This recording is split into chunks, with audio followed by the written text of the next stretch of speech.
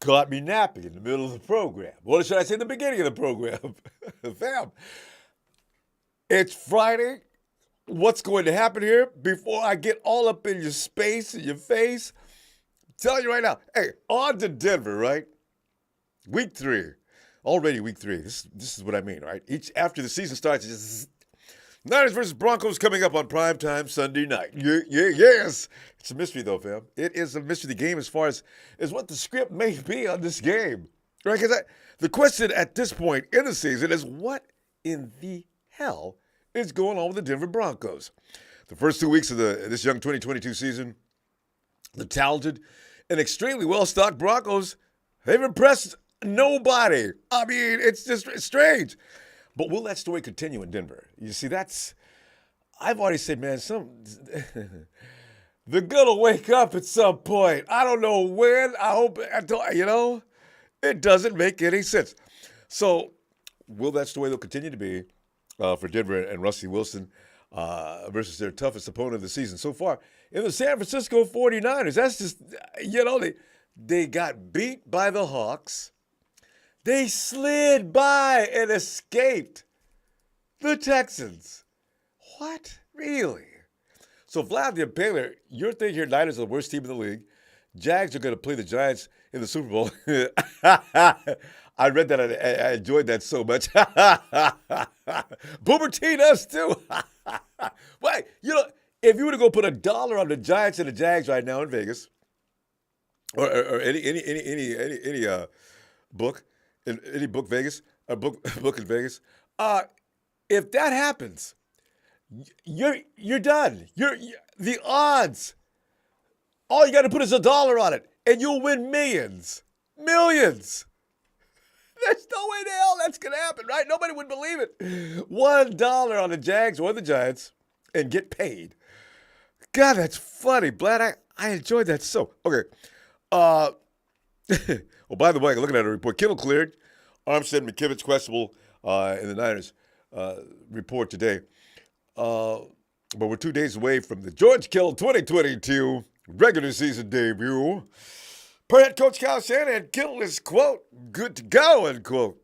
GK makes his triumphant return on this Sunday night football. On Sunday night, live against the Broncos. And fellas, is officially off. Oh, he's officially off the Niners Friday injury report. Okay, so GK has been dealing with a lingering groin injury, as you know. He suffered the days leading up to season opener against the Bears, unbelievably so. Shanahan said about his Pro Bowl tight end, quote, Kittle has been one of our better players here over the years. When he is out there, he is a huge deal for us, and we have to get him back into football shape just because he hasn't played in a little bit. He helps us in every facet of the game, unquote. Goes without saying. Fam, the problem I have with this is Denver up in the mile-high environment, and fortunately not where you want to be if you're not in condition to play ball. Yeah, George, I suspect they're going to pace him. Ross Dwelly will be fine. I think Ross should continue to pace George. Get George in for a snap here and there, but don't run him. Don't run him too hard, Coach. Just don't do it, Kyle. I know you, man. Don't do it, Kyle. Tell you don't need him this weekend that badly. I don't think. But like I keep thinking, man, when are there somebody? You keep poking that bear in Denver, bop him a couple. You little wimp. And all of a sudden he's going to jump up and bite you. See, I don't know when they're going to wake up, but they got way too much talent. I mean, they got way too much talent. Did not practice. Eric Armstead, he's got a foot thing going on. Daniel Brunskill, that hamstring is still killing him. Tyrion Davis-Price, who just injured himself just a few days ago, and according to Kyle Shanahan, he didn't even know he was hurt until sometime end of the game or the next day. Tyler Kroft, he's got a knee going on. Limited participation in practice. You know what? That's wow. Oh, they did not practice. Tyler Kroft didn't practice. That doesn't mean anything for Sunday, though. Tyler Kroft may be in action. Colton McKivitz. These guys here had limited participation in practice. Colton McKivitz. Full participation in practice was George Kittle, of course, and Trent Williams. Trent's not hurt. They're just resting him because he's of that player. Status report, though, looks like this. Armstead foot, he is questionable for this Sunday's game. McKivitz ankle, he is questionable for this Sunday's game as well. Daniel Brunskill, he is completely out, and so is TDP. As it's still out, Tyler Croft is out. Okay, all right. So Ross Dwelly, Johnny Warner, it's your time. Denver Broncos status report looks like this. If you know anything about these guys, Tyree Cleveland, he's a wide receiver. He's questionable. Jonathan Cooper, he's got a hamstring going. Linebacker Jonathan Cooper, he's got a hamstring. He's questionable. KJ Hamler, knee and hip injury. He's questionable. They got a lot of wide receiver issues I can see so far here. Wide receiver KJ Hamler, knee and hip, questionable. Jerry Jeudy, he's questionable. Josie Jewell, calf and knee, he's a linebacker, he's questionable. Defensive end, Draymond Jones, neck, questionable. They got a lot of injuries going on. They remind me of us normally. This is what we look like. Just got double-digit issues with the personnel. G. Quinn Moners, he's a guard, offensive lineman. I think he's been doing a good job for him, apparently. He's questionable. Defensive tackle Mike Purcell. He's got an elbow situation going on. He's questionable. Cornerback Patrick Surtain. He's got his shoulder. Uh-oh. That boy is good. He's not feeling well. T. Billy Turner, knee. He's a cornerback. Tackle. Cornerback Darius Phillips. He's out.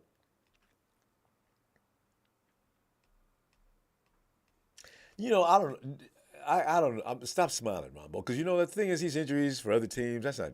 You don't want this on anybody, or any team, because we're next. You got to be careful about the mojo you produce. All right, on to Empower Field at Mile High, Denver, Colorado. Here's the thing, fam. The line is the 49ers by 1.5. The over/under is 45 points. I guess we're not going to do a shutout this week. So you can base your over-under on that, 45. The Niners will go back on the road to the thin air and altitude of Mile High to take on their old buddy and villain / nemesis, Rusty Wilson. I'm going to call him Russell the Chef Wilson, because that boy used to be cooking. He ain't cooking nothing this year so far. But when he does cook, boy, Rusty be cooking them, creating that killer cuisine over 4 quarters of football. Rusty, please, man, stay out the kitchen this weekend, man. Russ, you can wake up after next week, okay? Because I don't know what the hell's wrong with you. But I like what I've seen so far out of you. After the shocking upset as a 6.5 favorite in Russell Wilson's return to the Emerald City, this past week, the Broncos escaped the Texans by a score of 16-9. 16 points against the Texans. Now, granted, the Texans defense has improved since last year, and Lovey's over there, so they're going to play better defense no matter what. But Russ, you look what you got on your team, Russ. You couldn't do any better than that. Something's really wrong. Really wrong. Rusty and his new company were 10-point favorites in that game. There were a lot of questions about the play calling and clock management of their new head coach, Nathaniel Hackett. We're going to hear a lot of his name, I think, within the next 3 to 4 games. It could be nothing nice by week 8 or 9, as they may have an interim coach. They can't keep looking like this. That first decision they had against the Seahawks was questionable. Now this, if we beat the hell out of them and they go on to lose a couple more games, it could be a lot of trouble. Anyway, let's not even speculate on that, because we got to win this game first. Also, fans are booing Russell Wilson. He's not looking so sharp so far on the season. It's not. Little Rusty completed 14 of 31 passes. Do the math. That's less than 50%. He 219 yards, 1 passing TD, and an INT. To add to that, while being sacked 3 times. I tried not to laugh at little Rusty, but he's been a thorn in our side for how long? So to see him have bad days, I can't get mad at that. Javonte Williams carried 15 times for 75 yards, and Cortland Sutton led the receivers with 7 receptions for 122 yards, which is a damn good day. I think, you know what? I like our secondary now. I'm not worried about Cortland. I ain't worried about him at all. If they could do a number on DK like they did They can definitely do Cortland. Meanwhile, the Broncos defense sacked Davis Mills 3 times and held the Texans to 3 field goals. But that's who the Texans are. I mean, they're not. And have now the Broncos have now not allowed a touchdown in 6 straight games. I'm sorry, 6 straight quarters. Dating back in the second half of their Week 1 game after allowing Geno Smith to pass for 2 TDs in the first half of the game in the Emerald City of Seattle. Now, in the Niners. After the tragic loss of Trey Lance to injury, the Niners turned to current backup JG and stepped in. And he led the 49ers to a 27-7 victory. JG completed 13 of 21 passes for 154 yards in passing TD, while also rushing for a TD. Jeff Wilson Jr. carried 18 times for 84 yards, which is good. He gets a couple more carries. I'm sure he gets 100 yards. And Brandon Ayuk led all receivers with 63 receiving yards on 5 catches. Now, the Niners' D was ruthless versus Seattle. Hawks scored their only TD on a blocked field goal return for that lone score, which I'm still mad about. We could have shut them out on 1 year. If anything, it would have made my day. Shut them out. But we didn't. It's all right. We beat them up. We know why they scored their 1 point. A little faux pas on our part. But the Niners D held Seattle's offense scoreless and pretty much irrelevant the whole game. Geno Smith was sacked twice by that man again. Oh, that man again, Nicky Bosa, and an INT by Samson Ebukam. And Seattle's rushing offense was held to 36 yards on 14 carries. Reminds you of them Harbaugh days, didn't it? When we prided ourselves of going weeks and weeks without not letting one running back gain nowhere near 100 yards. Prediction? The line opened up with the Denver Broncos as 2.5 to 3-point favorites. But after these 2 chilling, pathetic performances coming out of Denver and also coaching a little rusty so far, looking like the Hawks were right to let him walk, things have changed. The public perception now, the betting is going to be seemingly shifting toward to have lost a little bit of confidence and faith in Denver, who was supposed to be one of the powerhouses in that incredible AFC West. God help them if they're going to deal with the rest of that AFC West. Chargers, Chiefs, Raiders, even the Raiders, who look like something's wrong with them too. This happens, though. Every year a team starts out of the gate looking like ass, or they start out of the gate looking like hell. And they both fizzle off one way or the other a little later on. The consistency is a little difficult to maintain for the whole 17-game schedule. But anyway, the line has been shifted to San Francisco being favored as at 1 to 1.5 point. What we have to worry about as Niners fans is the fact that Mile High is notorious for being a hard place to play for visiting teams to begin with, and with Russell Wilson's record in primetime, Denver's talent on paper, and lackluster start, they're going to wake up sometime, fam. I don't know when. I really don't. You put that together with the Niners looking solid after last week, getting the home team as an underdog at this point could be considered. Don't take it too seriously, is what I'm thinking. It's still Russell Wilson. Even he is running around in Russell Wilson's body, that individual inside is dangerous. Damn dangerous. I don't know when that guy's going to come out. And you still wonder, when is Denver going to wake up? They've got entirely too much talent, though, fam. They're looking strangely bad. It makes no sense.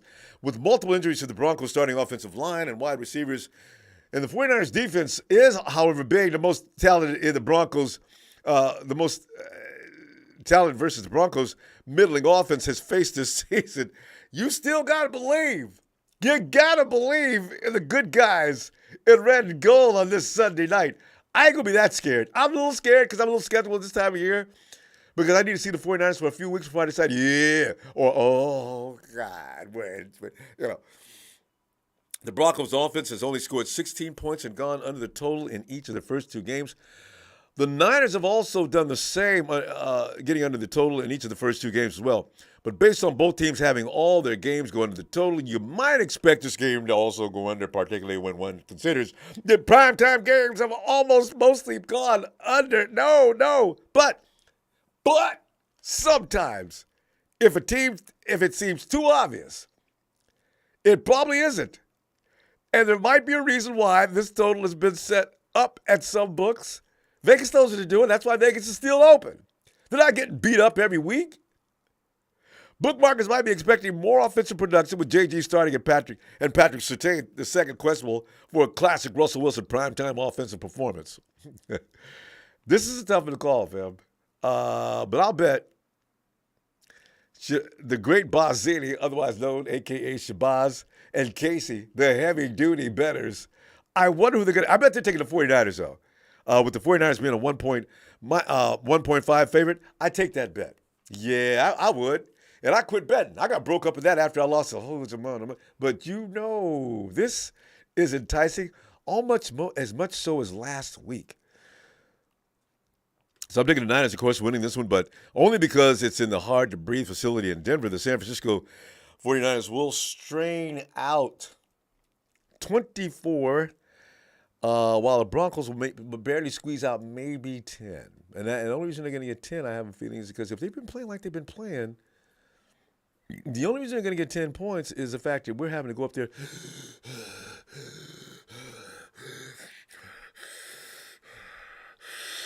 all game long. 24-10 is me, fam. Tony Naga, Tony out the blue waters of Hawaii. He's sitting there with his ukulele, singing, "We got this made, we got." I know, right? Ronbo, chill out. I know. I'll tell you right now, the vino's been on me before I got, so I'm a little late. I'm gonna get some more too later. Anyway. Tony says, Tony, thanks for that contribution, fam. Hey, just saying, Ronbo, this is a get right week for the Broncos. I know, right? Chubb is going to feast against McGlinchey, and Russ leads a fourth quarter comeback and makes Elway proud. Broncos 28, 49ers 27. Tony, only a 1-point win for the Broncos? Because I'm scared. Tony, I'm taking everything you're saying seriously. I don't know when the Broncos are going to wake up, but they're due to wake up sometime soon. I can't believe they're going to suck forever. I wish they'd suck for a little while longer, though. Oh, my God. If Russell gets in there and fired up, these are the 49ers. I own these people. Oh, they're running the Green Bay offense, though. It's not like what he used to do. That's why Rusty's struggling. Hey, just get Sharon and Mom. Sharon. Hello, Ronbo. Sharon, I don't know. I want to know what you're thinking here. What's going to happen this weekend and why? And as you know, don't let me influence you with my fear. I'm always Mr. Chicken Little before these games these days, but I'll get over it. Oh my goodness. God. I think we got it because he's got to get used to playing with Denver. I think that he's got to.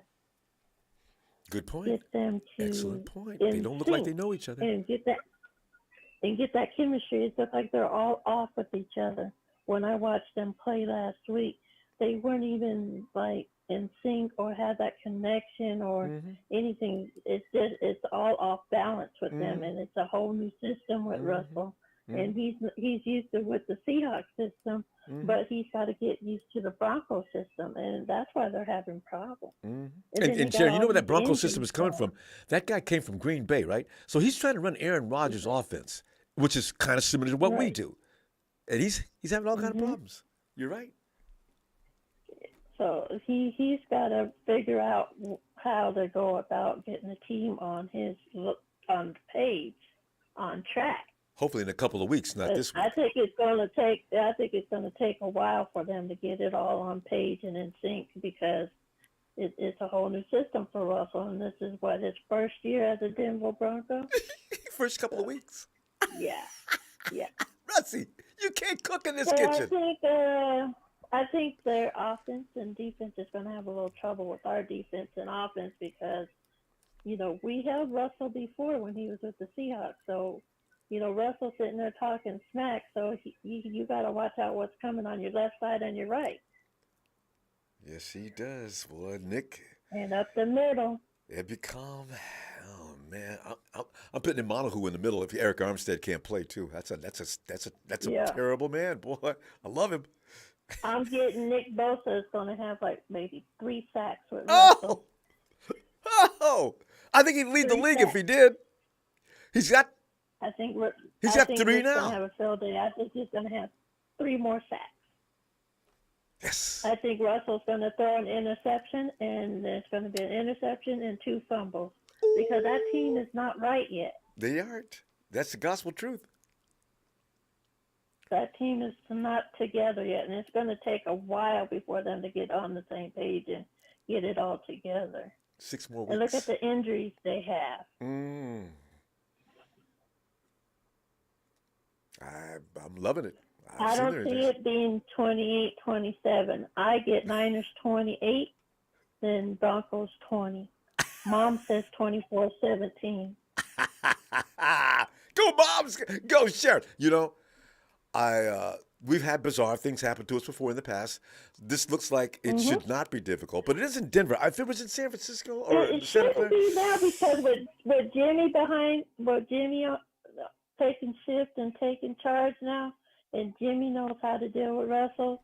You know, I have my faith in Jimmy and the Niners to get the job done because they played them so many times. So once we beat Russell, I think the monkey will be off our back as well, too. I mean, it was off our back last week, but this will be the real monkey off our back.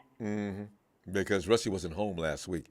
Right. That was not the same team. But this week he is working with a new crew, like you say. They don't seem to understand what each other's doing. Russie may not be a fit for this kind of offense. Maybe. Hopefully it continues to be the case this week. If that's the case, we'll beat him like we beat Aaron in that same system, Aaron Rodgers in that same system. Just beat him up. Oh, that'll be such a wonderful It's going to be a good game, but I don't think it's going to be close. I think, like I said, 28-20, Mom's 24-17, but I don't think the Broncos have a chance with our defense and offense and the weapons that we got. It's not going to be it's not going to be a game for them. I mean, maybe we'll get a shutout, maybe we won't, but I don't think it's going to be a close game at all. You said we're going to get an INT in this game? Russell's going to throw the first INT, yes. And I think it's going to be Talanoa Hufanga. Sheriff, Talanoa Hufanga has lost his mind out there. Oh, I love it. Oh. Yes, I'm thinking it's either going to be Hufanga to get the INT or Samuel Womack. Oh, because he's been a little quiet, actually. I forgot about him. And that's a good thing because so is the man that he's guarding. And then again, it could be Charvarius Ward because he got an INT interception last week too. So it could be either way, but someone is going to get an interception and run it back to a touchdown. There you go, E-Man Mosley. See, there's no whips back there anymore. That new safety we got doing things for Jimmy until he gets back, that dude can play. Okay. I feel better already talking to you. I think Russell's going to have a hard time. He's going to have a hard time with our defense. He's going to be so frustrated, like the Seahawks was frustrated last week. It made it look like, tell you what, Sharon, we're gonna go. We're gonna run out of time, but I can't wait till you Sunday. So Sharon was right, her and Mom. Holy mackerel, Tony, you got that one wrong. 2020, Ronbo. All right. And 24-17 for Mom. I will see you Sunday. Yes. All right. All right, Ronbo. Have a good night. You too. Night. All right. I got a tennis. And bring him on in here. The man who sired Bam, Boom, and his queen, Mrs. Dragon. It is the Papa Dragon. Papa Dragon. Papa, get in here, please.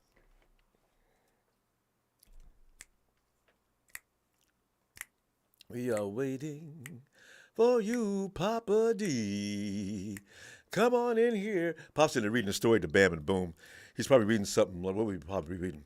And suddenly, came across the room with a drop kick to the middle of the chest. And Stone Cold Steve Austin dropped like a pile of bricks. That's the kind of entertainment that, of course, Bam and Boom would appreciate. Pop will be back. It's break. We've done the break. Break, come on in, man. Good to hear from you. Hey, what's up, Ronbo? Break, man. We're looking at the final chapter of the revenge of the Hawks by beating their guy, Russell Wilson, this week. Last week, we beat the people he left out to dry in Seattle last week. And this week, let's go get Russie. Break, what are you forecasting? What are you seeing? Hey, I'm not hearing you. Might have to come back to me. Maybe that's why. Maybe Pop couldn't hear me. Okay, Break. We'll spin back. Well, one call. I don't know what's going on with that system. Okay. All right. Let's see if the next caller's got the same problem. Then we may have some difficulties here. I don't know what we're going to do. Let's go to the next call. And let's see if Brian, can you hear me? Hey, I can hear you. Okay. Break. See if you can get into a better position, or maybe something else is going on there. All right, Brian. Listen, I'd love to hear, Brian, what your thoughts are on this week's game and the score, and what do you think is going to be the case? Well, I'll be super quick and short because I know you got everybody calling in because you're getting super hot. And I don't know about that. That time of the season, everybody's calling in, because we got those vibes again. So, well, this is like week what? Week 3, and this is like us playing the Seahawks like 2 times in a row. So if we can beat the Seahawks 2 times in a row, I'm telling you, like that little leprechaun turned into what? Like a little orange Oopa Loopa? Exactly. Oh, that's just right? Because the Broncos got orange and everything, So now I got orange crush, right? So I hope we go in there. We can dominate. I'm a special teams guy, so I'm really hoping like the kicks are going to be really higher and a little bit better for the team to cover and stuff. Because one thing that man, they got a good kicker in Denver, Brandon McManus, and if Robbie Gould, if it's going into halftime and we're like at the 50-yarder, I see them putting them in there, and attempting it. I really do, because the air is different, the kick, so. I know he got blocked the other game. Right, maybe that was something with his lining up or something like that. Maybe it was a takeoff. But question. A lot of us probably wonder about this, and I know you do know about these things. Is it easier for a kicker in Denver? I mean, because of the altitude and all. Well, the ball goes farther. It does. It goes farther because the ball's lighter. Oh. So that could work on both us and them, it could go both ways. But, like when Denver put their kicker in the other game, against Seahawks, and they're like, oh, we're going to kick this like 60-something yard field goal. Well, it's because they believe in their kicker, Oh, that explains a lot. You tied that all together. That a false faith, because he does that in Denver, but it's a different situation in Denver than it is in Seattle. So. Coach, you idiot. I think it's going to be a great game. I really do. I think we're going to actually go in and smash, because I just think, we're going to have a little bit more of a up tempo to us. I think we just have a little bit more of the momentum going for us right now. I don't think I don't know if it's the team believes behind Jimmy G, but I know the veterans right now want to win right now. And I don't know if they were patient with Trey, or I know it's a tragedy. But right now they know right now we can win right now. So as long as we can keep Jimmy upright and healthy, and I don't know if you've seen the press conference or not with Shanahan talking, and like the way Jimmy came out and he was talking. Jimmy wants to come out and he wants to play like he played in 2017. He wants a little bit more of those restrictions. And Shanahan was like, I don't know what he's talking about. So yeah. Of course, Shanahan said that. Otherwise, he loses his face. I've been saying that for how long?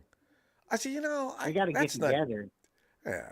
That's not the same Jimmy that came to us after he started learning Shanahan's playbook.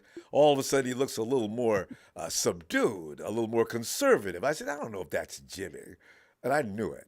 Anyway, I hope he lets him play.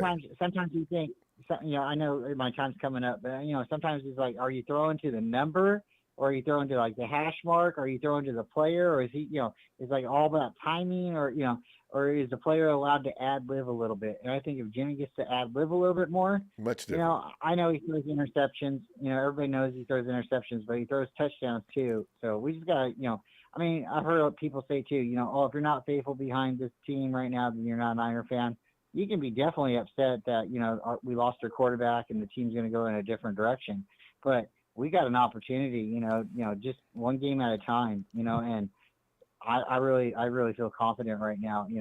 We still got a good season ahead of us. But hey, Ronbo, thanks for having me on, and everybody call in, share, subscribe, and go Niners. We're gonna beat the Broncos.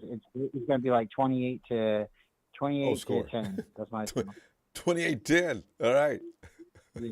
All right, everybody. Thanks for having me on. Night, Ronbo. Thank you, Brad, for getting in there. We'll see you Sunday. Give my best to the family. Tony, Holly, Lily. Hey, And get your groove on 97B. How much intel do you think DJ and K1? Oh, I forgot about DJ and K1. I forgot. But you know what? That coach is not a real smart guy. Now, Pete Carroll is somebody you don't want to mess with on that level, right? But this guy, as he makes everybody call him Nathaniel, don't call him Nate. I don't know about him. Shady by Chardon. Do you like ketchup chips? Of course I do. Go ketchup. Put some cheese on it. Hey, let's see the Papa Dragon. Pop. Oh no, Pop, did you pass out or did we got a bad connection? Let's see if Break's connection is he still there? Let's see if he's improved. Yo, Break.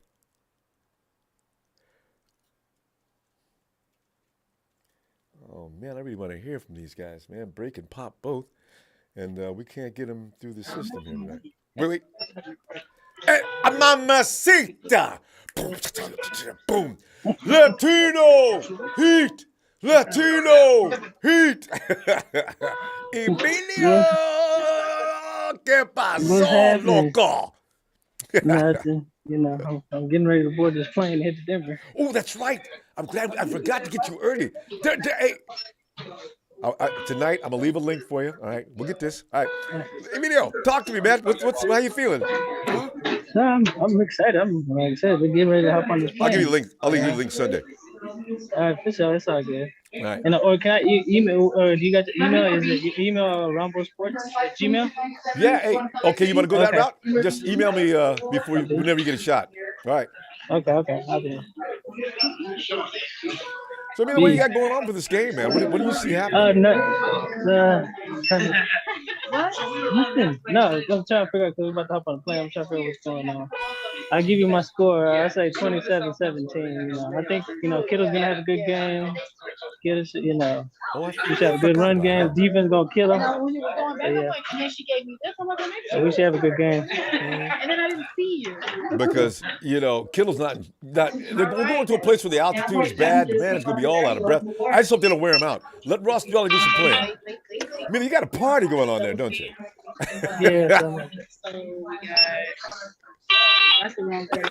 That is for, I don't know, what, 22, 21, 15? Oh, these are the right ones. Hold on. Ron, you have to come back. I got an issue. Okay. But if I don't, if we can't connect, I'll talk to you. Give me that email. All right, fam. It's Emilio down at Party Zone on their way to Denver. Let's see if we can connect with Break. Hey, Break. You Break. Ronbo. Break. Can you hear me now, Break? Ronbo. Yes. Break. Break, you can't hear me, can you?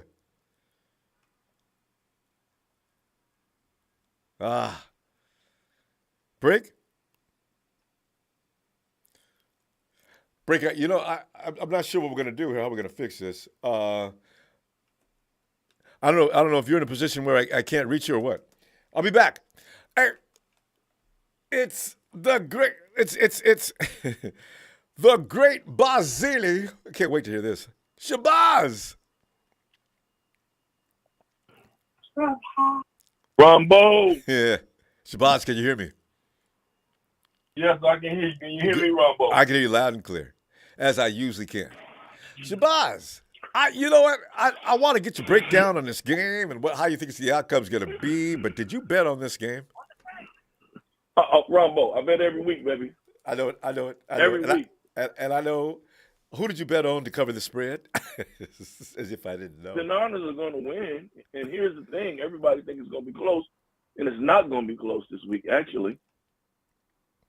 Explain. It's not. Jimmy will throw 2 touchdowns, okay? Mm-hmm. The defense will get one, either fumble return or interception return, and we will beat them 28-17 handily. 17. And here's a point that's been trying to score points, though. You give them 17. We're all concerned about them scoring points and waking up, huh? Because you know, Shabazz, this is the best defense they're going to play all year so far. And we would be giving up 17 points. That's just a little bit more than the Texans gave up. Well, yeah. They're at home. Okay, so, and this is still Russell Wilson. We have to respect this. I know. But Jimmy is actually going to have a game. That's what I'm telling y'all. Jimmy going to have a game. This is what everybody don't understand. Jimmy's going to have a game. Now that he's called He's throwing 2 touchdowns. Yeah. Yeah. He's going to throw 2 touchdowns. And everybody knows it's not like I'm the hugest Jimmy fan. That's but true. I'm giving this one to y'all 28-17. I'm keeping it real. All right. Like you said, Vegas knows we all right. No need to panic. Damn. No need to panic. Yeah. Okay. Yeah. And as always, I gotta go ahead, Ronbo. No, I'm trying to think. Do they have any kind of a run game? I know they've got wide receivers galore, but they're all hurt, including Cortland Sutton. Their offensive line is a little banged up, so that means Rusty's going to be out there butt naked at points in time against a defensive line that loves to catch a quarterback unguarded. This is factual. This is factual.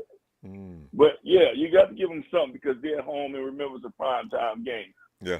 So we're going to run away with it late third quarter. Okay? All right. Late third quarter is when we run away with it. It'll be a game early, but we run away with it late third quarter. Final score 28-17. The great Bazzini has spoken. The great Bazzini has spoken, Ronbo. Yes. So ain't no need to stress. Get y'all stresses off. No problem. Okay? Yeah. And then we go on from there. But I don't see Denver being no problem. Altitude or not. It'll be a close game through 3, but we'll finish them off. Yeah, because I wonder how they feel, how the Broncos work in that altitude, because they've been on the road for, 2 weeks? Is this their first game back home? They have been on the road. So, yeah, we'll be all right. Ain't nothing to stress over, ain't nothing to worry about. By the way, if you're listening, this is the great Bazzini, who usually has it right. He knew we were going to lose in week 1. He didn't really indicate that all really hardcore in the first week, and he made some money. And last week he knew we was going to cover that spread, which was scary. He's went against the grain on 2 times, which I did not see coming. It was absolutely right. So baby, I'm in those 2 weeks, Rumble, don't forget I called upset of the week. I called Jacksonville win, and I called Dallas win over Cincinnati. You kept thinking it was Cleveland. It was actually the Super Bowl runner-ups, the Bengals. Dallas beat with Cooper Rush. That's who I covered. Everybody looked at me when I went in the casinos, and they were like, "You're taking Cincinnati." Hey man, don't worry about my business, man. This is what I do. Let me do what I do, baby. And I may backed up off you there, didn't he? That's now when I go on Ronbo from last year and this year, they ask me, "Who's the upset of the week, Bazzini?" They ask me, baby. See, and I let them know. That's why I said at the beginning of this program, I said, I can't wait to see what Shabazz has to say on this game. And there it is. All right. Always, Ronbo, shout out to you. Shout out to production. Shout out to the Brooklyn Empire. Shout out to the New Jersey Empire. Memphis, as always, my boy Leon. It's okay. And I'll tap in. And when it's 28-17, Bazzini has struck again. And, hey, if you're a bet man, take the Dolphins over the Bills this week. I'm glad you said that because I wanted to know. I like that, Shabazz. The Bills ain't seen nothing like what they're about to see now. Oh, that's gonna be the fun game to watch. Oh my God! And remember this: our former OC will kill them on the ground this week. Bazzini called it, baby. Bazzini called it. There it is. They will lose. So now, and that will put a lot of y'all at rest worrying about if we see them. There will be a blueprint to beat them. They will lose this week, and they will get ran all over. They will get dominated on the ground. And you'd be like, oh, my God, Shabazz. Shabazz. And also, when you got Tyreek Hill and Waddle, somebody going to get hurt back down. Oh my God, all that team is scary. Shabazz, we got to go though. We're having too much fun. I'll see you Sunday. I can't wait to congratulate you on all your predictions too. All right, Ronbo, I'll be looking forward to it. I'll call in and let y'all know about he All right. has spoke again. All right. Night, fam. Night, fam.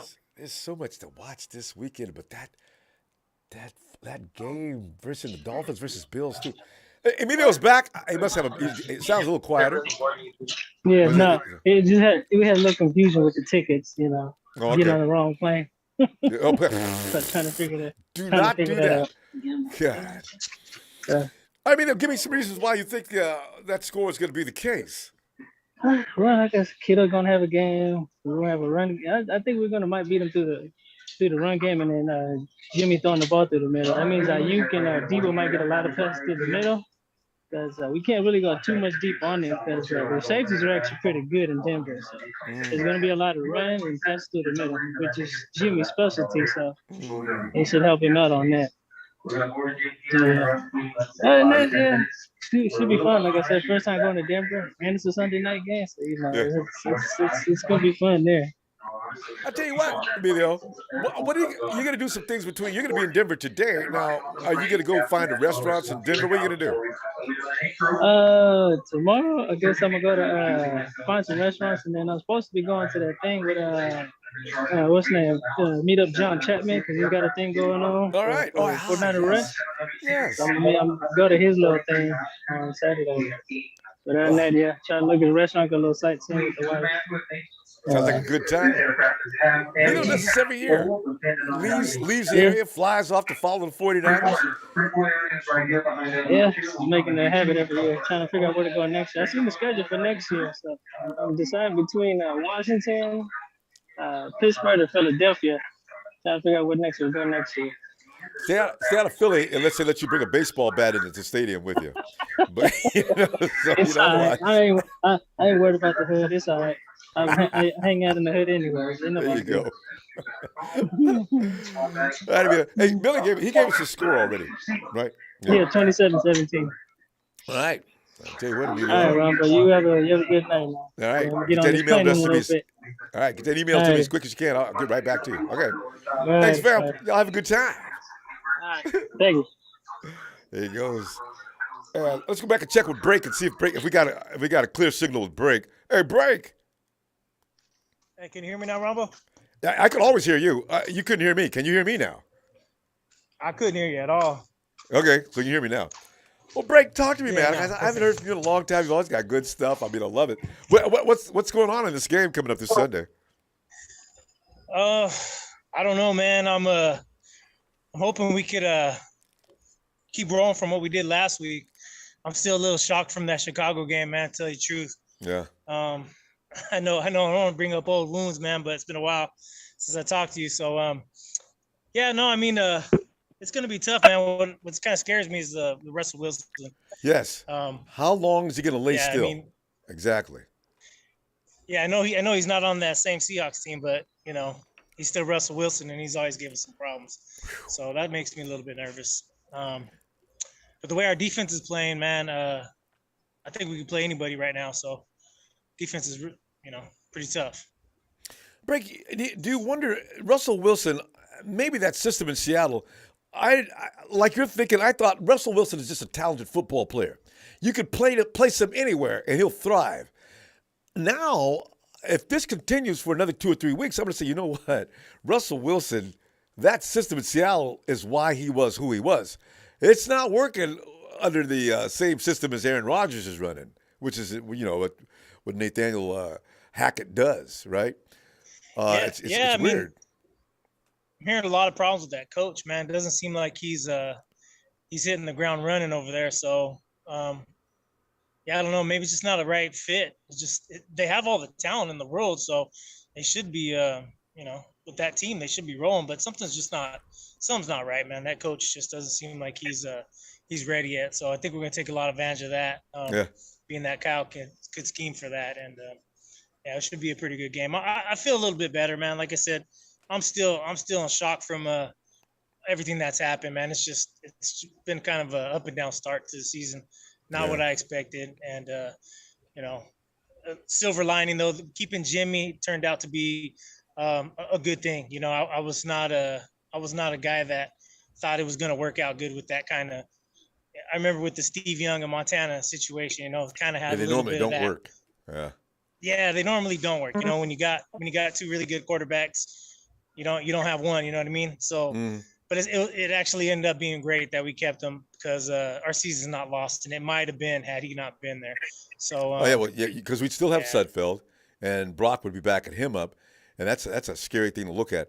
What's really funny though, Brink, is the 49ers were looking for some other team to have the same problem we're having right now, and then they could send Jimmy to them, right? So, ironically, what happens? Yeah. We have this ridiculous problem, like we always do. Somehow, some of our better players going down to pain. Yeah, this is the one thing that I kept saying we can't have this year is injuries. Just the depth and the skill that we had this year, I felt as good as I've ever had, that we can go all the way, and barring injuries, and it just started already. You know, it's like now our running backs are going down. It's like we're already down to, you know, bringing guys off the practice squad, signing people from other teams. So it's scary. Guys in, it's not what I wanted to see. This is what we do every year. But But you know one thing that's interesting, Jimmy. Yeah, no, Jimmy, I was gonna say, Jimmy knows he's out of here next year, right? He's already went ahead and said what was on his mind, and what I've been saying for years is, you know what? People say Jimmy can't do this, and Jimmy can't do that, and Jimmy, bad. Jimmy finally says, you know, it was nice to come out here today and just come out and make plays, and didn't have a lot of restrictions. I said, I knew it. I said, you know what? Jimmy's following the order, towing the line like a company man, and things look like Jimmy can't play. And I can't wait to see if Kyle heard it. And Kyle's acting like, I got no comment. Yeah, Kyle, you let that guy play, will you please? Yeah. So I was listening to the press conferences the last few days. It was a little funny with them going back and forth with each other. So. The AC is set to 74. I'm not sure what we got going on there. Guys, hold on. Yeah, we'll get to you. Don't unmute. All right.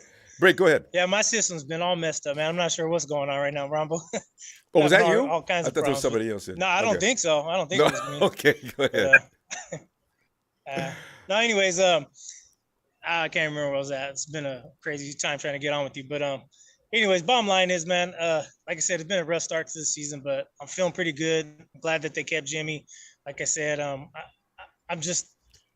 hope Kyle gives him a leash and lets him kind of do some things, man, because it kind of makes me nervous that are they going to have to change the playbook completely, or can we just, maybe take out those runs, the quarterback runs, and just let Jimmy go? The quarterback runs are out. And it's just, but some of those plays, let Jimmy audible at the line. He's been around football long enough now. He can see the defense, what they're doing. Let him play, Kyle. Yeah, like those. I just feel like that 2017 vibe where he first came in and just it was real basic and just let him play. Yeah. Let's do that. We got that personnel that we can do that with. You know what I mean? Hell yeah. Those little dump offs, those 5-yard slants, and with Kittle coming back, the offense should actually open up a little bit. I think with just letting them go out there and play, man. I mean, let's just go for it, man. Stop. I don't know, man. I'm just tired of the drama. I'm tired of all the bickering and stuff. I just want to play football, man. Just go out there and let them play. I just want to go out there and have a good time. Yeah. Exactly. So, all right. Break, good stuff. I'll tell you what. Break your score on this game. Oh, yeah. Let's I think we're gonna have a close one, but I'm gonna go 23-17. So we're all remaining cautious, aren't we? We're all remaining cautious. My score is not much different. Let's go 23-17. I got 24 to 17. Yeah, I do. Yeah, that's what I think I got. All right, fam. We'll see you on Sunday. You too. Thanks, Break. All right. See ya. And let's go back and check and see if we can find Papa Dragon. Pete. Ronbo. What's going on, Ronbo? What's going on? Papa Dragon, man, we're sitting here looking at. Everybody's still a little worried about waiting when Rusty's gonna.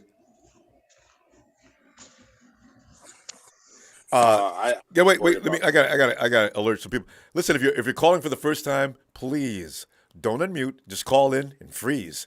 We got to bring people in one at a time, or else we just got a crazy thing going on here. You got to keep it unchaotic as possible. So just call in. Hold on. When your time comes, we're gonna get you right in. Okay. Pop, continue. Yeah. It was kind of interesting today during some of the pressers. People were trying to get Kyle to do a little sparring with Garoppolo in the media, and Kyle wasn't even falling for it. Yeah.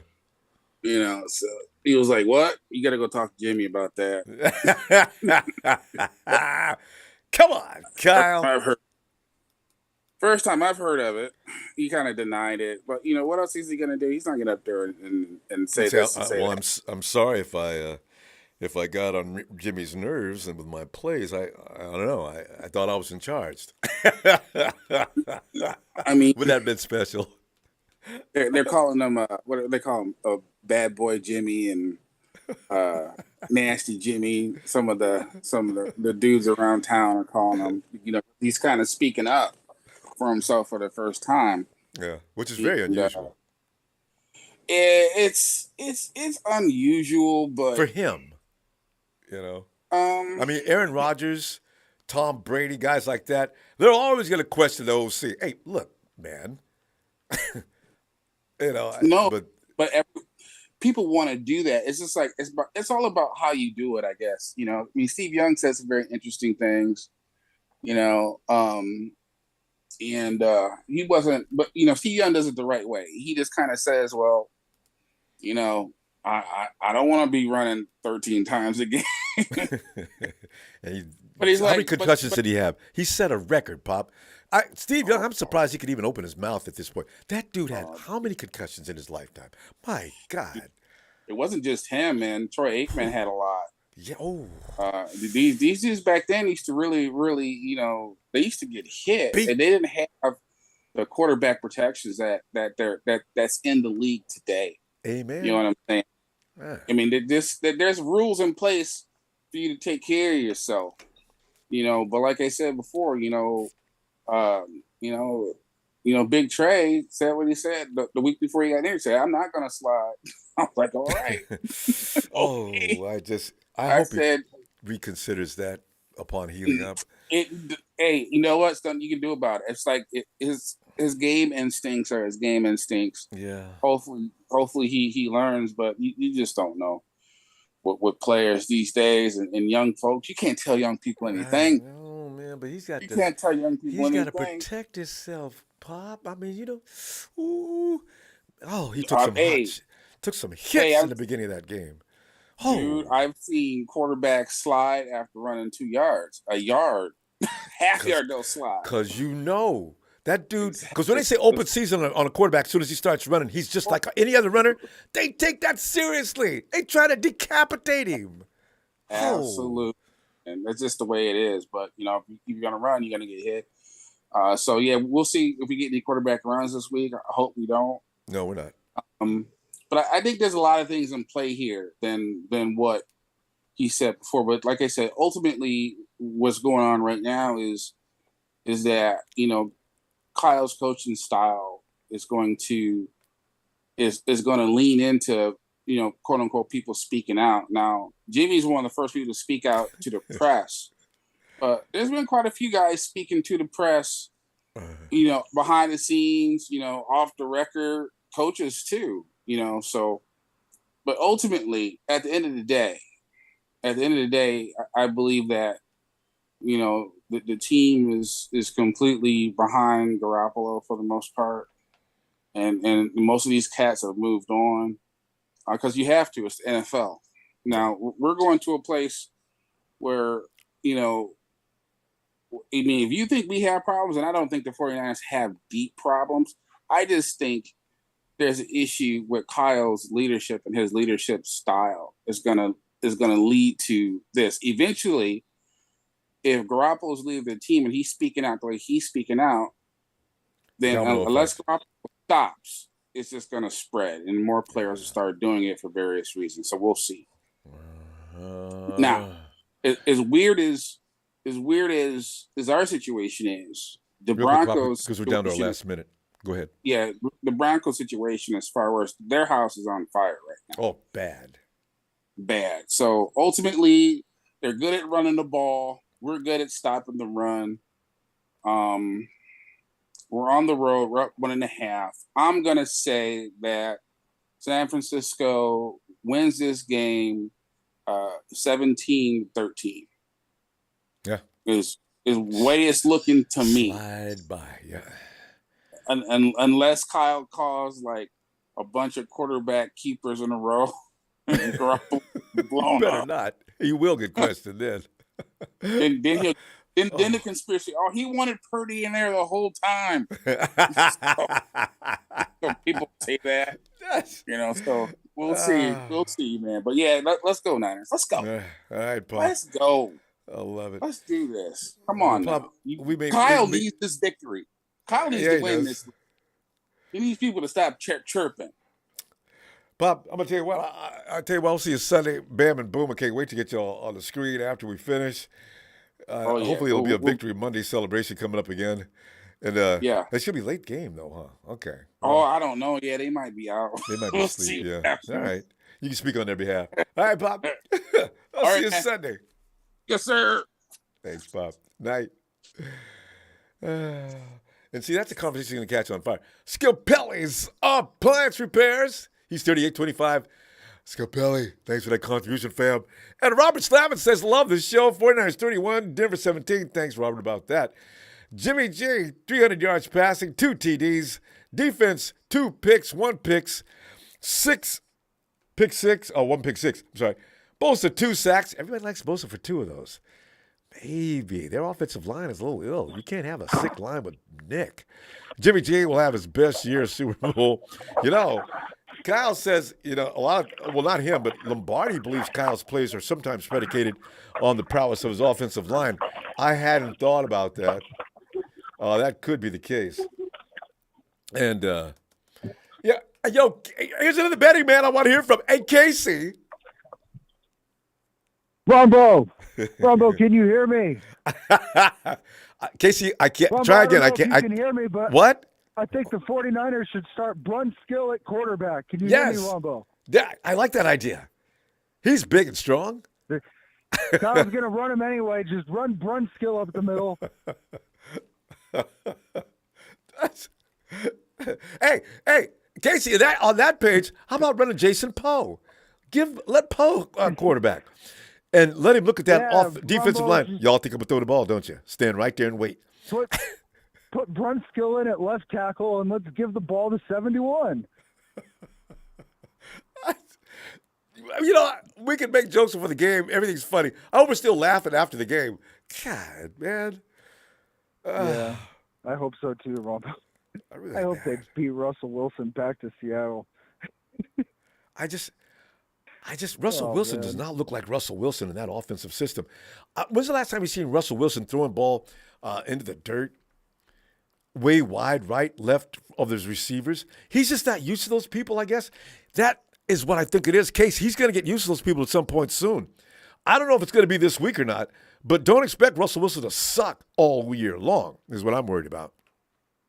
Yeah, Ronbo, I think it's going to take a catastrophic implosion for the 49ers to lose to Nathaniel Hackett. There's a problem, too. What's wrong with him? I thought he was Aaron Rodgers' guru. Oh, I didn't know that, but yeah, he used to be. That's Rodgers' ex-coach. Well, cocaine's a hell of a drug, Ronbo. I don't know what to say. Here, check out this sleeping giant. Wait, stop this roll, please. He says, I find it funny how the rest of the league views the Niners coaching as the league's leading, but Niner fans seemingly can't stand Shanahan. Casey, that's a point, though. A lot of people are mad at Shanahan. In fact, probably an overwhelming amount of people are not happy with Kyle. Jimmy didn't help Kyle in it, which is why Jimmy's going to get in trouble. I'm sorry, go ahead. I'm not mad. I'm just disappointed. Yeah. I mean, I heard Steve Young asked by Tom Tolbert this morning, last week. Steve came out for Kyle. If Kyle was culpable of this, and of course Steve's lawyer side says no, but my football side says that he shouldn't be doing what he's doing. So Steve probably thinks they ran him too much when he was playing. Quarterbacks are quarterbacks. You can if they can break, if play breaks down, they can run out and do things. But I don't know about need power to catch the runs. ball. Yeah, because now I think what we're really seeing now is Brandon Ayuk not being used properly. You still think so? Offense and yeah, man, this guy's incredible, man. And Well, he's our best receiver right now. As far as yards go. I want to see some 2 touchdown games from these guys, and I think it's going to be a good game. I think it'll be. Yeah. Brandon's also got to hang on to that ball. He had a reception. I don't know how far he would have taken that after he caught it, but he was in position to do some damage after he makes that catch. So, he's got to work on make sure he secures those catches. It's early in the season, though. I imagine his hands will improve. Yeah. So we'll find out. Score would be 30-10, Ronbo. 30-10? Case, yeah. I suspect that you are. Is this a part of your parlay? I haven't made my ticket yet, but I hit a 5-teamer today, Ronbo, and I actually hit a baseball. I hit baseball for the first time in Lord knows how long, and felt great, Ronbo. No, I give you credit. You're good. Anybody that can get into baseball and make bets, the NBA and baseball, the spreads. I don't know how. I went to the NBA spreads 3 points. Get that, and then I look at the scoreboard later. That's what they want by 3 points. They want by 4.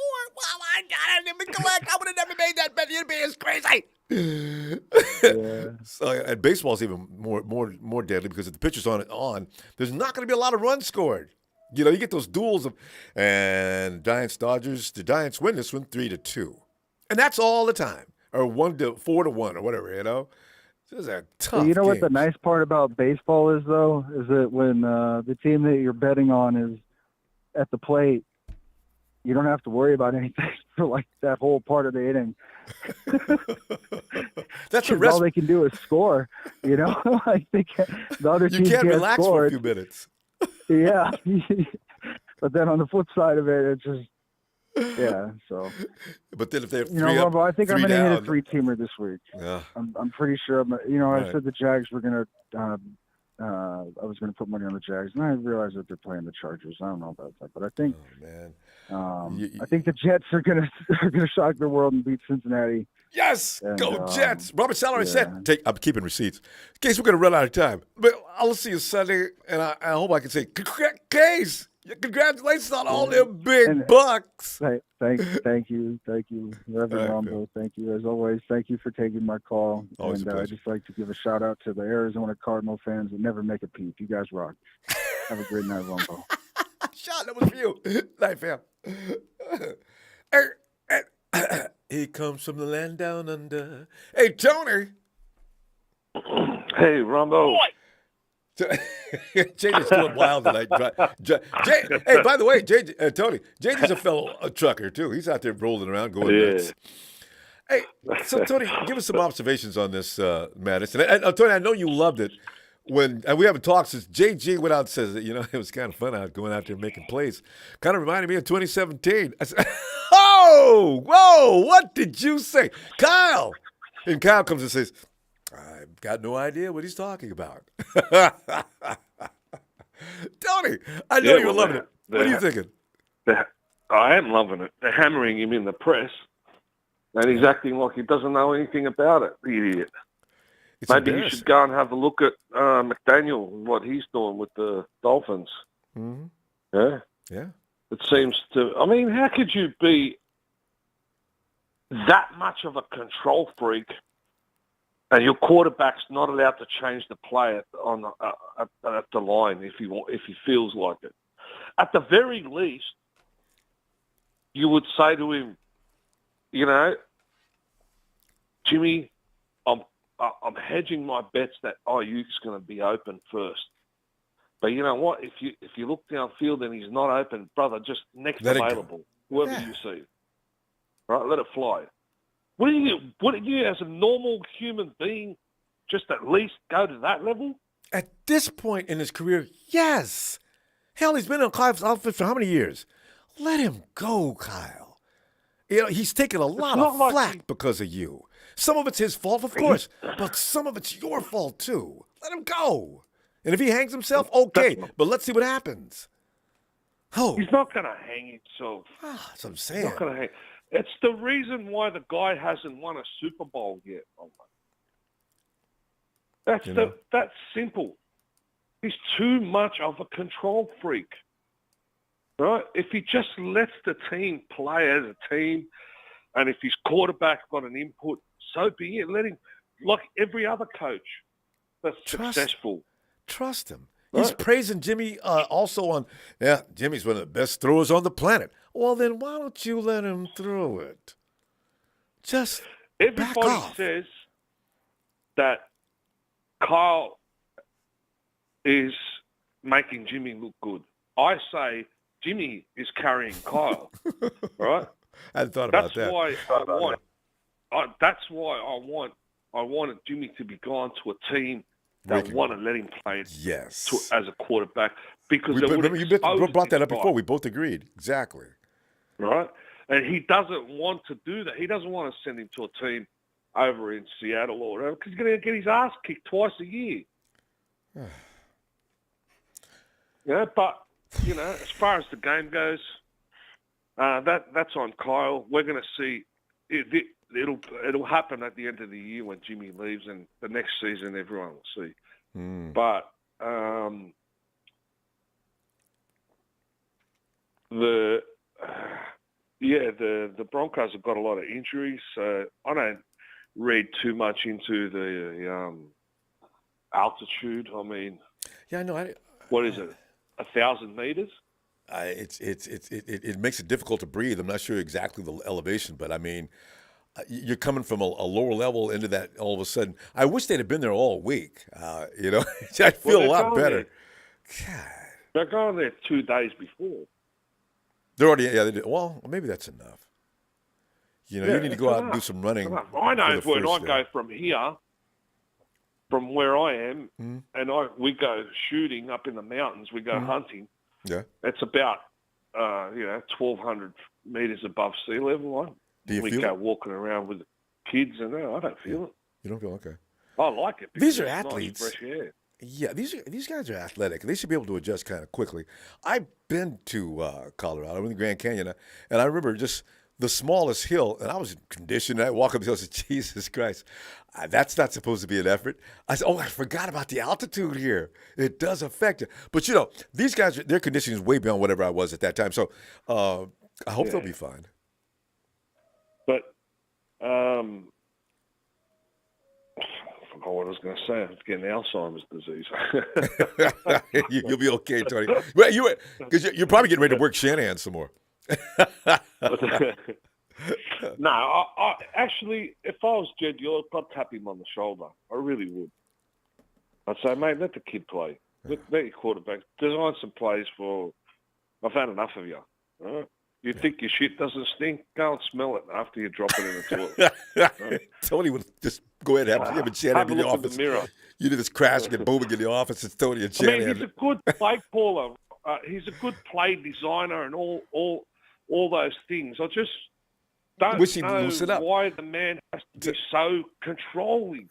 Because remember one thing, we have to bring that up again because that's a subject that's going to go on and on all season long. Tony, give me your score because we're going to run out of time. What do you got for this game? I'm going to say 30 points to 7. Ooh, Tony's talking about a good beatdown. All right. Yeah, I want to smack the shit out of him. All right, Tony. I'll see you Sunday to say congratulations, Tony. You seen something we didn't see. I was going to be that bad. All right. All right, Tony. Shout out to everyone and catch you in the next chapter. Mate. Thanks, fam. Cheers. Cheers, mate. And Jashawn, what's up? Niners 24-13 over the Broncos. I keep worried about DJ Jones. I keep forgetting about DJ Jones. He circled this game on his calendar. He told everybody before the season started. DJ Jones, some love. Aaron Banks is key. Yeah. Deshaun, he looked good last week. Somebody said Aaron Banks was the highest rated offensive lineman we had last week. Oh, that's nice to hear. I didn't even realize that. I got to watch offensive line more. I always complain about it later because I didn't even see very much. All I know is what happened. Hey, Nigel. Hey, what's up, Ronbo? Nigel, remember we're sitting back here doing our Friday thing. Remember looking at this game and making our projections and things like that and what we expect and all the news headlines that have come out during the week. And Nigel, anywhere you want to jump in, what's going to happen this Sunday night, to be exact. Oh, I love me some night games. I think we're gonna win, Ronbo. Honestly, they got. I was just looking at their injury report. Yeah, I know. Isn't it fascinating? 16 guys on the injury report. reminds Three me of them of are us. on the offensive line starters. Rusty's gonna think he's back in Seattle. Oh my God! But there's more 49ers back in. Oh, yeah. Rusty. Can I help you up? Hey, listen, I want your autograph after the game. I've been meaning to get that from you for years. Right. Rusty! If there's ever a time that we need to use our defensive line depth, I think it's this game right here. You're right. Because of the high altitude Don't let me get and tired. just the simple fact that they're a little bit banged up front. Seems like a good opportunity to kind of get back at Russ and don't let him cook. You know what I'm saying? Yeah. So, no pots, no pans. Take all the oil and everything he needs and get that. Throw it away. He doesn't. He cooks nothing. Nothing. He doesn't even bake bread. God. Even I was looking at it. K'Wan Williams is a little banged up, and but he always gets hurt. So, that's why the 49ers realize his time's up. Yeah, he's still getting banged up over there. So is Patrick Surtain. Are you worried about DJ Jones, though, Nigel? DJ's he's determined. If we're going to run the ball, DJ's coming for us. Right. Yeah. He's on the injury report. I'm looking at it right now. DJ Jones? He's on the injury report for an ankle. Oh, and Jones was always hurting his ankles. Okay. Hey, listen, Nigel, I love DJ. I really do. But if he's not feeling well, I hope he gets better after Sunday night. They got a little bit of weirdness going on over there. I kind of do this every year. I'll go to the opposing team's Twitter to see what their fans are saying and kind of some of the articles that are written about the team. I thought about that. And I mean, if you Google the Denver Broncos right now, it's just like a lot of the fans and even the columnists that are writing about the Broncos they kind of sound like us, questioning nobody's worse than us. Come on now. Coach. Yeah. They're like, oh man, we can't do anything in the red zone, and the head coach looks like he's over his head. It does look like that. What's going on over there? Even after the win, it's almost identical to what we're the crap that we're talking about our coach. So anyway, how much did we pay for Russell Wilson? Yeah, so I think we have a good chance at winning this one, Ronbo. So the only thing that is worrisome is kind of, going up into that altitude. Let's see how our guys do up there. So everybody knows you're going to be sucking wind because of that. Nigel, you ever been in that part of the country? Up there, you ever been in Colorado area? Plenty of times, yeah. Did you notice? Family that lives there. Okay, did you notice it is a labor upon getting off the plane, getting out of the airport, and coming into town? You could feel that right away. Yeah, it's weird because I've actually driven through the Colorado Rockies and like straight through it, and you can feel it just sitting in the car. Kind of It's a weird feeling. You're like, what the? You're sitting there. You can feel the air just get thinner and thinner, and breathing's a little more labored. Yeah, for sure. So, but yeah, that's the only thing I'd be worried about. But as far as like personnel wise, I think we definitely we're well above them. I think we can match up everywhere, and maybe just because of their injuries right now, you have an advantage. We could do a lot better. So the only thing I hope is I'm like, with all these little reports coming out about Kyle Shanahan and stuff, and Jimmy Garoppolo, you already mentioned it. I'm like, just let Jimmy do his thing, man. Get out of his way a little bit. Let him throw the ball where he wants to throw the ball. You can have a game plan, but don't restrict it to the point where, listen, follow the plan and we should be okay. No, don't do that. Just Every now and then, let him audible, let him get out of things, let him do something on his own. When he came, that's what he did. That's why you signed him in the first place. He's got an IQ. Let him roll. So I don't know. That's what I was saying. Yeah. So I was like, I kind of piled onto Kyle this past Wednesday, and I was like, okay, I'm over it, whatever. Yeah. Then these reports come out. I'm like, dude, you're making me mad again. I'm like, just let Jimmy do his thing, bro. But Nigel, we'll see what happens anyway. We'll see. What's going to happen, Nigel? Mm-hmm. What score you got? Because we got to go. Okay, I'm going with 24 49ers, 10 for the Broncos. I think it's going to look like a blowout. We're not going to really score a lot, though, but it's going to seem like we're kicking their butts all over the field. Kind of like with the Seahawks. So 24-10, but let's go Niners. All right. Thanks for taking my call, man. Always a pleasure, Nigel. See you Sunday. Have a great night. Have a good night. Yep. All right, you too. Yep, bye. And the big show, he says, 49ers 34, Denver 27, defensive TD, and Jimmy throws 2 TDs. So thanks for that contribution. And is that Storm and Norm? Oh, no. Yeah, Norm, 209er Empire, 49ers 27, Broncos 14, and it's Niners all day. Norm, thanks, fam. Yeah. And bring him in here. Rev, get in here.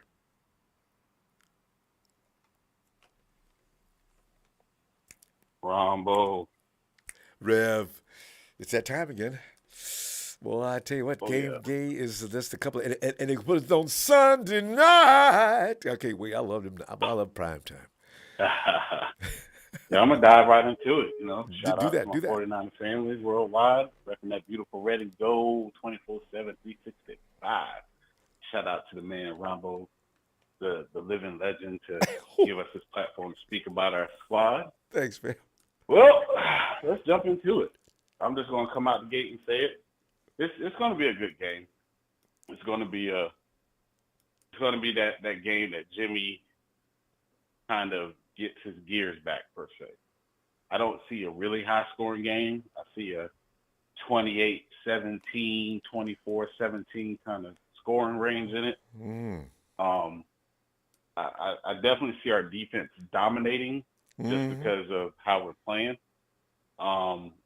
Me being a high school coach now, and I'm a defensive back coach, and I love how our secondary is playing. So, but you still got to respect Russell Wilson. I mean, I know, right? You got to.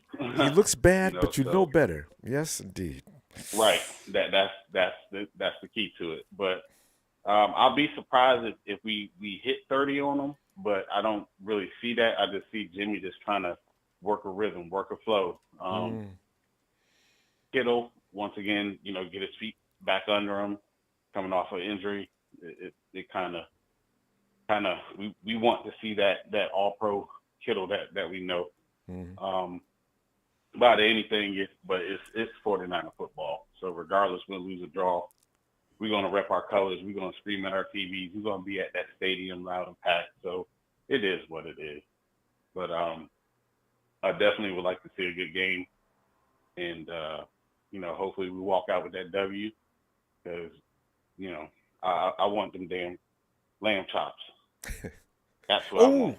I forgot about them coming up next week. Yeah. Gotta whoop them. You sorry ass defending Super Bowl chumps. Yeah, we coming for you. No injuries this week. But yes. But yeah, 28-17, 24-17, that score range. Let's keep it going. I ain't gonna hold it up too much. Yeah, you're the chumps, not the champs. Get it right. So it sounds better anyway. But hopefully Kyle doesn't get into his ego mindset and start that Tecmo Super Bowl play calling crap. Just let the boys go out there, run the offense, do what they do. We just want to get this dub and move on. So, but I ain't gonna hold it up, Ronbo. I appreciate it. And we'll look forward to your closing thoughts on Sunday night. Hopefully you got some time. Oh, absolutely. Absolutely. So shout out to y'all, my family worldwide. Everybody be safe, be strong, be blessed. And y'all know how I do it. Yes. In order to beat a man, you got to beat the man. Woo! I holler at y'all. That's what it is. Appreciate the love, Ronbo. Thanks, fam. Niner Back fans, at you. stay up. I'll holler at you. It is. Peace. The Rev has spoken. Thanks, Rev. And Guero, mi amigo. Guero, gracias. He says, let's Niners beat Broncos 34-17. You see, if we bust over 30 points, that means that Kyle has finally said, all right, guys, you don't like my play calling? I'll just throw a few plays in here and there. How about that, huh? And you guys go ahead and do what you want to do. That'll never happen. Fantasy on my part. All right, there he is. Big win out there in this big truck making big bucks. Hey, win. Hey, what's up, Ronbo? Yeah. Hey, Wouldn't you love to ride with these guys as they roll it down across the country? Big win. It's time, man. You know we chasing our buck in these trucks, man. Come on. I know you are. The first time I heard that phrase, I loved it. I'm gonna keep my score right quick because I got to take off. Man. I've been waiting for a while, but Okay.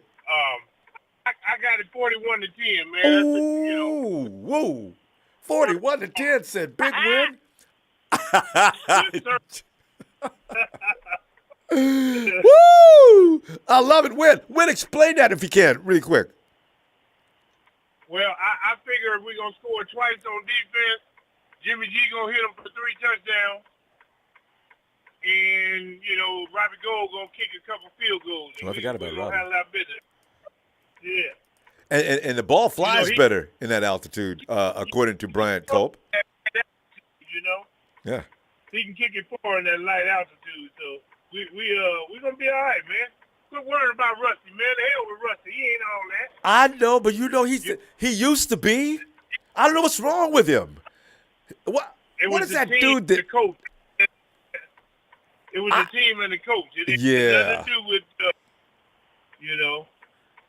And Wilson said, I can cook anywhere. And if they got a kitchen, I can cook.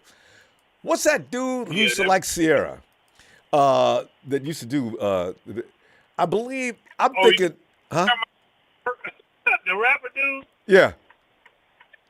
I can't remember his name. Anyway, Russell's acting awfully strange. I got a feeling he's calling the house. Hey, yo, Russell, what's up, man? What? Let me talk to Sierra. Is she busy? And it's shaking Rusty up, What do you want, man? I got something I want to say. I just got a couple of things I want to talk to her. It ain't none of your business. So, Rusty's not acting normal, is what I'm saying. I don't know. I watch that game and say, damn, Russ, what's wrong with you? Whatever's wrong with you, let it stay wrong with you. Russ ain't left here at home without him. He took over. He's scared homeboy might creep up in there. You know what I'm saying? Future. Thanks, Arnold Smith. It was Future. Future and Sierra used to be tight. Yeah. So, Russ may be a little insecure. Got a lot of calls, so we got to get out of here and get on this road. You go ahead, Big Win. Appreciate you getting in here. I got your score. I love it. I'll see you Sunday. And if you're right, well, we're going to talk about you all day. Yes, sir. Right. All right, man. Yeah. Night, fam. There goes Big Win in his big truck, making it big bucks. Hey, Lenny.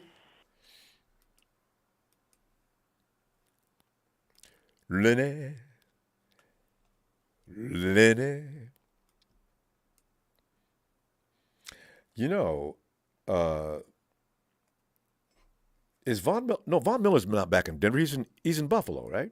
Oh, that scared me. Whew, man. No, he's not. You know what, though? They got Bradley Chubb over there. Wait a minute. Which Chubb is in who's the running back? Nick. Which one's Nick and Bradley? Area code is 916. Area code 916. Hey, what's up, Ronbo? Yeah. Who is this, please? This is Vinny. Vinny. Hi, Vinny. Yeah, just like that movie, My Cousin Vinny. Yeah. That'll make you easy to remember. Vinny. Well, yeah, I'll be quick and short, Ronbo. Okay. I just want to let you know that the Niners are gelling. They got behind Jimmy last game. You see how happy everybody was when he got back in the game, how they rallied around him? Well, I'm thinking it might have had something to do with them scoring. I'm hoping that's what it is. I hope they're not just so glad to see anybody leave and welcome Jimmy in. I think it was more about the scoring, but they did look like they were having a good time. Yeah, they're starting to look like they're having fun again, and when they made that Super Bowl run, they were having fun, and I think that they're going to carry that momentum into Denver. Big win. I say it's going to be like 41-10. 21-10. Vinny's got 21-10. Vinny, do you worry that Russell Wilson has been playing possum or something? I don't know what the point of that would be, but I'm trying to understand. He does not look anything like what we remember from Seattle. He just really looks uncharacteristic play for him in Denver. That's really what it looks like. It doesn't it? Look like he's comfortable in Denver, and I honestly don't think that he's going to come out of it anytime soon, especially not this week. He's coming up against that San Francisco defense, and we're going to come after him. That's not going to help him. And also, Nathaniel Hackett he's a little questionable as a play caller and a coach. But he used to be Aaron Rodgers. He was calling the plays when he was in Green Bay. So that's why they got him in Denver. They thought they had the man. And Rusty's not having anything to do with that. True. But, honestly, if you look at all the greats, look at Aaron Rodgers and Tom Brady, when they're at the line, they will make the calls. If they want to change the play, they have that freedom to do so. Jimmy don't have that. And I think that's really holding Jimmy back. And I think if Jimmy just, pretty much says the hell with Shanahan and starts playing his way, you're going to see a different side of Jimmy, and he's going to play better and play well. Well, it probably looked like he looked in 2017 when he first came to us. You don't see what's going to be funny. Shanahan might also go ahead and say, listen, I understand that you're not real happy with the way we, between you and I, we've been doing things. So listen, you go ahead and make some decisions on your own out there. But if anything goes wrong, okay, we're going to have another conversation after this game. At least go that far with it. Yeah, no, I agree with you there. But, I think Kittle's going to ball out. I think, correct me if I'm wrong, but I think the last time the Niners faced off against Denver was at Levi, and wasn't Mullins our quarterback at the time? And didn't Kittle go off that game? That is the game, isn't it? Yeah, you're right. Yeah. I do remember Broncos being involved in that, and Kittle set a record. Yeah. Yeah, and I think Kittle's going to ball out. I think Ayuk's going to start getting some more reps. He's going to get some more looks from Jimmy. I don't know. I think we're going to come together at the right time, and right now they're vibing. I'm excited to see what they're going to look like in Denver. Yeah, I just wish we could have been playing in Levi's. I don't like watching our guys go up into that light altitude, that light air, and that high altitude. All of a sudden, they've been there for a couple of days. I'm sure they're out running rinse sprints. You got to condition yourself as fast as you can. Oh man! But you know what's so funny about that though, Vinny? If they should be powerful from being in that altitude, in that environment all the time, and they come down back to the lower levels, they haven't looked like anything good. They really look bad. I don't know how long they're going to look bad though, Vinny. That's what worries me. I think if they look bad this week, I'll be shocked. Yeah, altitude. I think they'll be okay. They're professionals. It's not the first time they've ever had to go to Denver. They know what to expect. So and probably know I'm what not to do worried about it, Ronbo. I think they're going to surprise everybody. I think you're right. Now that I think about it, this is not their first rodeo in Denver. So, they probably know what they need to do to get themselves right, given enough time. Yeah, I'm not worried about them. I think they're going to dominate, honestly. I see them blowing them out 41-10. I think Jimmy plays one of his best games. You and Big Win, you guys 40 points. Yeah. If they do that, I'm going to be just do. Wow. I'll be I'm telling you right now, that offense is going to ball out, and that defense is going to at least score a touchdown for us. A pick six or a fumble recovery for a touchdown. They're going to come to play. They're going to put up some big points. The Broncos' defense is not bad, though. Well, man, we're going to find out, though. No, you're right. They're not bad, but I mean, they're going to deflate the longer they're on the field. What? Yeah, wear them out. That's right. Vinny, great stuff. Exactly. Vinny, we're gonna go. Hopefully, you got time for a Sunday, and hopefully it's a celebration Sunday, Monday. All right. Absolutely. Well, you're right. You have a good night, Ronbo. You Go too, Niners. fam. All right, Vinny. Yes, sir. Take it easy. You too, fam. All right. Bye. Here he comes. We've been having too much fun, right? So what we do is we bring in Marketing Pro, who I can't imagine what he could possibly be about to talk about. Marketing Pro, come on in here and let us know about how good and bad all this talk delusional and what are you thinking? Yo, Ronbo, what it do, player? You looking like a genius in pro. See, you and I, we know the score from the Big Orange to the Big Apple. Now, you've been saying Jimmy G been handcuffed. He a gunslinger. Can you agree? Well, I do agree with that. I knew he was better than what we're seeing down to the last few years. But yeah. Okay, my nightmare has started because what I feared most is happening. Jimmy Garoppolo has turned Capone on the 49ers. I mean, he ain't went all the way gangster yet. We don't know he's going to be allowed to do what he wants to do just yet. G is the same old G. He bet on himself and he won. Now, unfortunately for the Rams Nation, that's a problem. Because, Jimmy's win-loss record against us is I fear Jimmy G. I don't like to lie. You already know that. I wanted to trade in week 4, so I'm going to have to take a step back and say week 4 can go either way. Because I believe Jimmy Garoppolo has a no-tag, no-trade clause on his contract. Is that right? Yep. And Jimmy Garoppolo is trying to win his credibility in the market for next season. Is that correct? That would make sense to me. Yeah. And the other concern is the way Jimmy Garoppolo handled himself when he wasn't allowed to be with the team. I mean, literally, that was disrespect. 35-14, 8-29. Kyle's 40 wins. 30 of them come from Jimmy. 33. So, excuse me. And Jimmy's stomach. Right now Stafford is. I'm not making excuses for the Rams, but right now Stafford's got a little bit of problems. You know what I mean? He's got a little bit of lower back problems. So week 4, if we don't. Okay, that's a new one. The arm is one thing. Now he's got a back problem going on too. He's got a little bit of back problem, and Ramsey's got that leg injury from week 1 against the Bills. He's still not right. That's the truth. Yeah. You know what I mean? But anyway, Jimmy is angry. We're not making excuses. That's not what Rams Nation does, but we got to drop the facts. Mark, I don't know, because last week Rudy made sure to let us know that there were some issues going on, but go ahead. I'll update Rudy as well, but see, I got underground reports from sources from the locker. You know what I'm saying? But the Rams will be all right. The preseason's officially over against the Falcons. We're just warming up. But we're not getting Trey. We're getting Jimmy G, and he's angry because those god dang no good media. I was watching Jimmy in the media. The way he was calling that Kyle is very methodical. I'm gonna quote Jimmy G, and you make sense of this. When a quarterback is freedom, he's allowed to do what he wants to do. He has more confidence, and good things happen. What is he really saying? Kyle's scripted offense has handcuffed him. Kyle has lost the Super Bowls. 4th and 1, he ran juice. He didn't let me throw.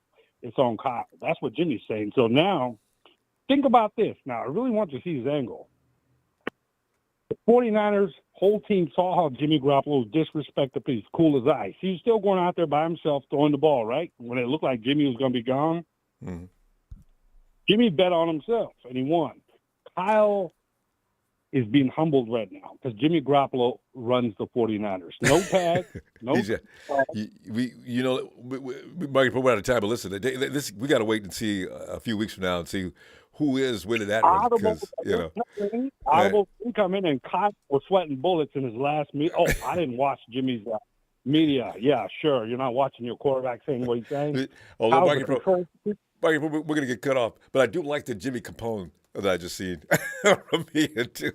Yeah, Mikey Pro, actually, production's asking yeah. if you got a score for this game.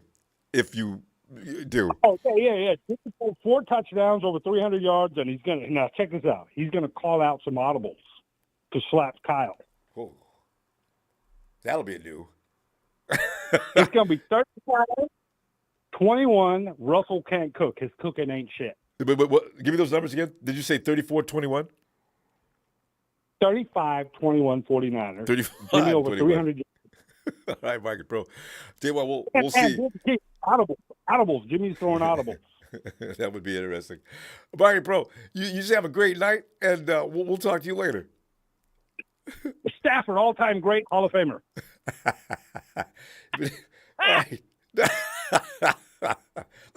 Let's go to Howard, my big dog. Howard. Roof.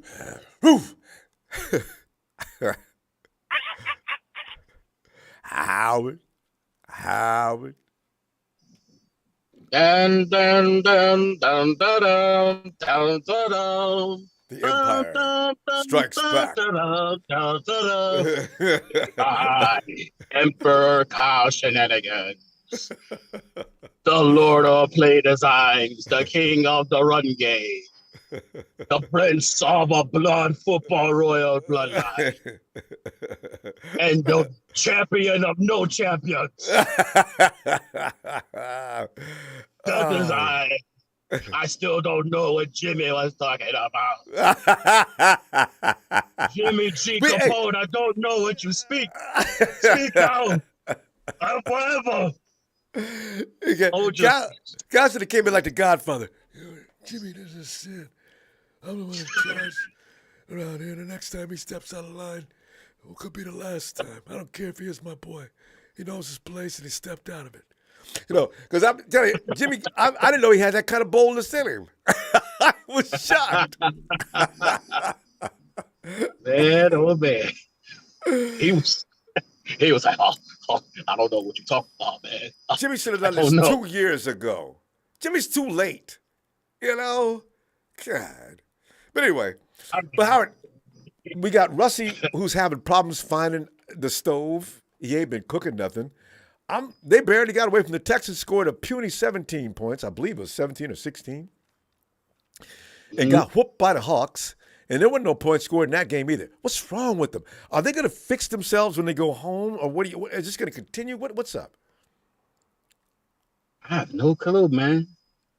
To be honest, I don't even know, man. I don't know.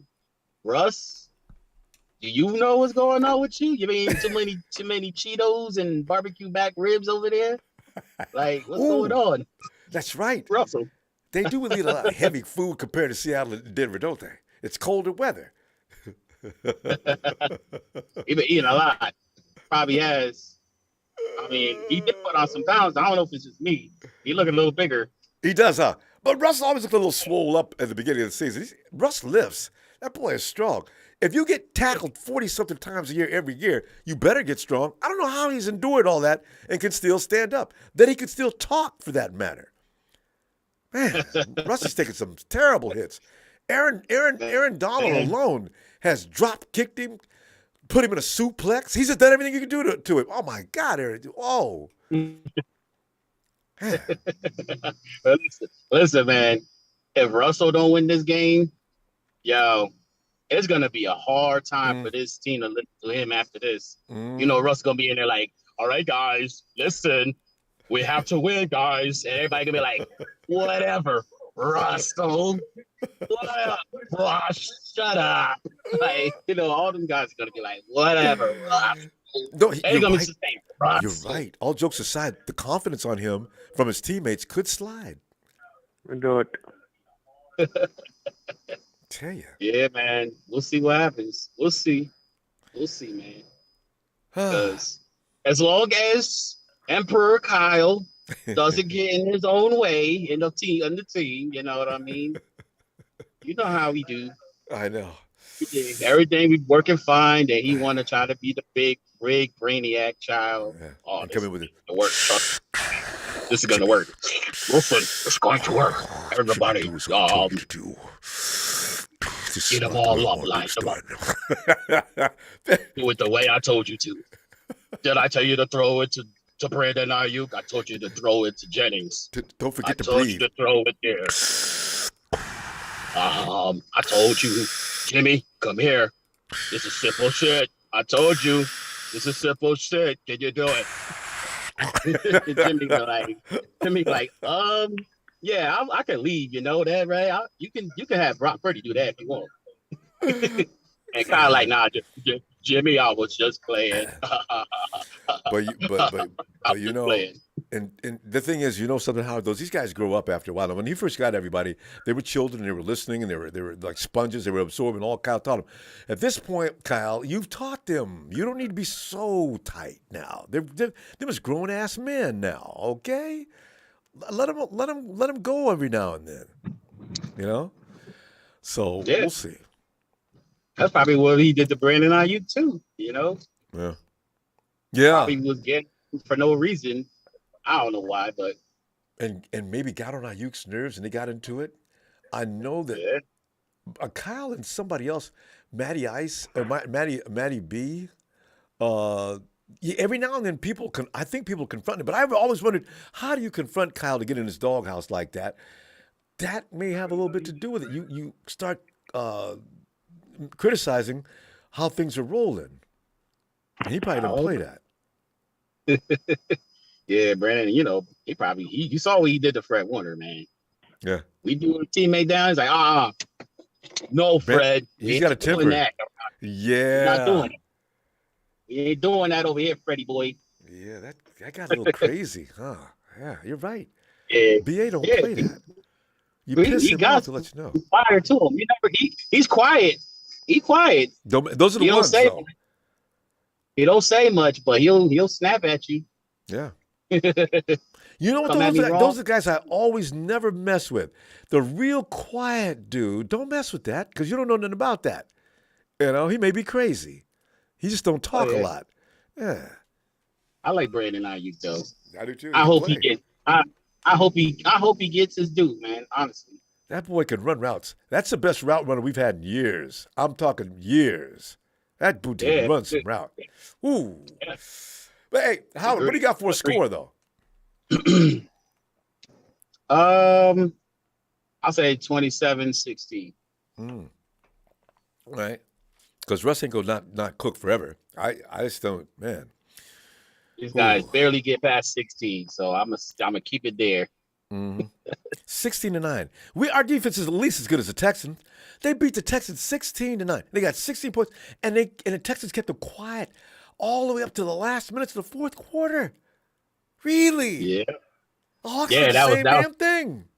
That was a surprise right there, you know. Shocking. Real surprise. Yeah. I say Jimmy. I think Jimmy will get 2 tubs. Steve will get a rushing touchdown. You know what I mean? He probably don't need. Come here, regular, on the down the road type of game. You know what I'm saying? That's how I see it going down. There you go. How we gonna roll? I'm gonna look for you Sunday, and we gonna say things like, "I don't even know what we're worried about."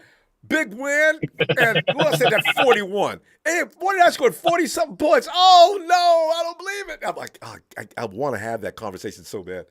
All right, see you Sunday, big dog. If we get a 41 burger on them, the whole fan base is going to go crazy. Damn.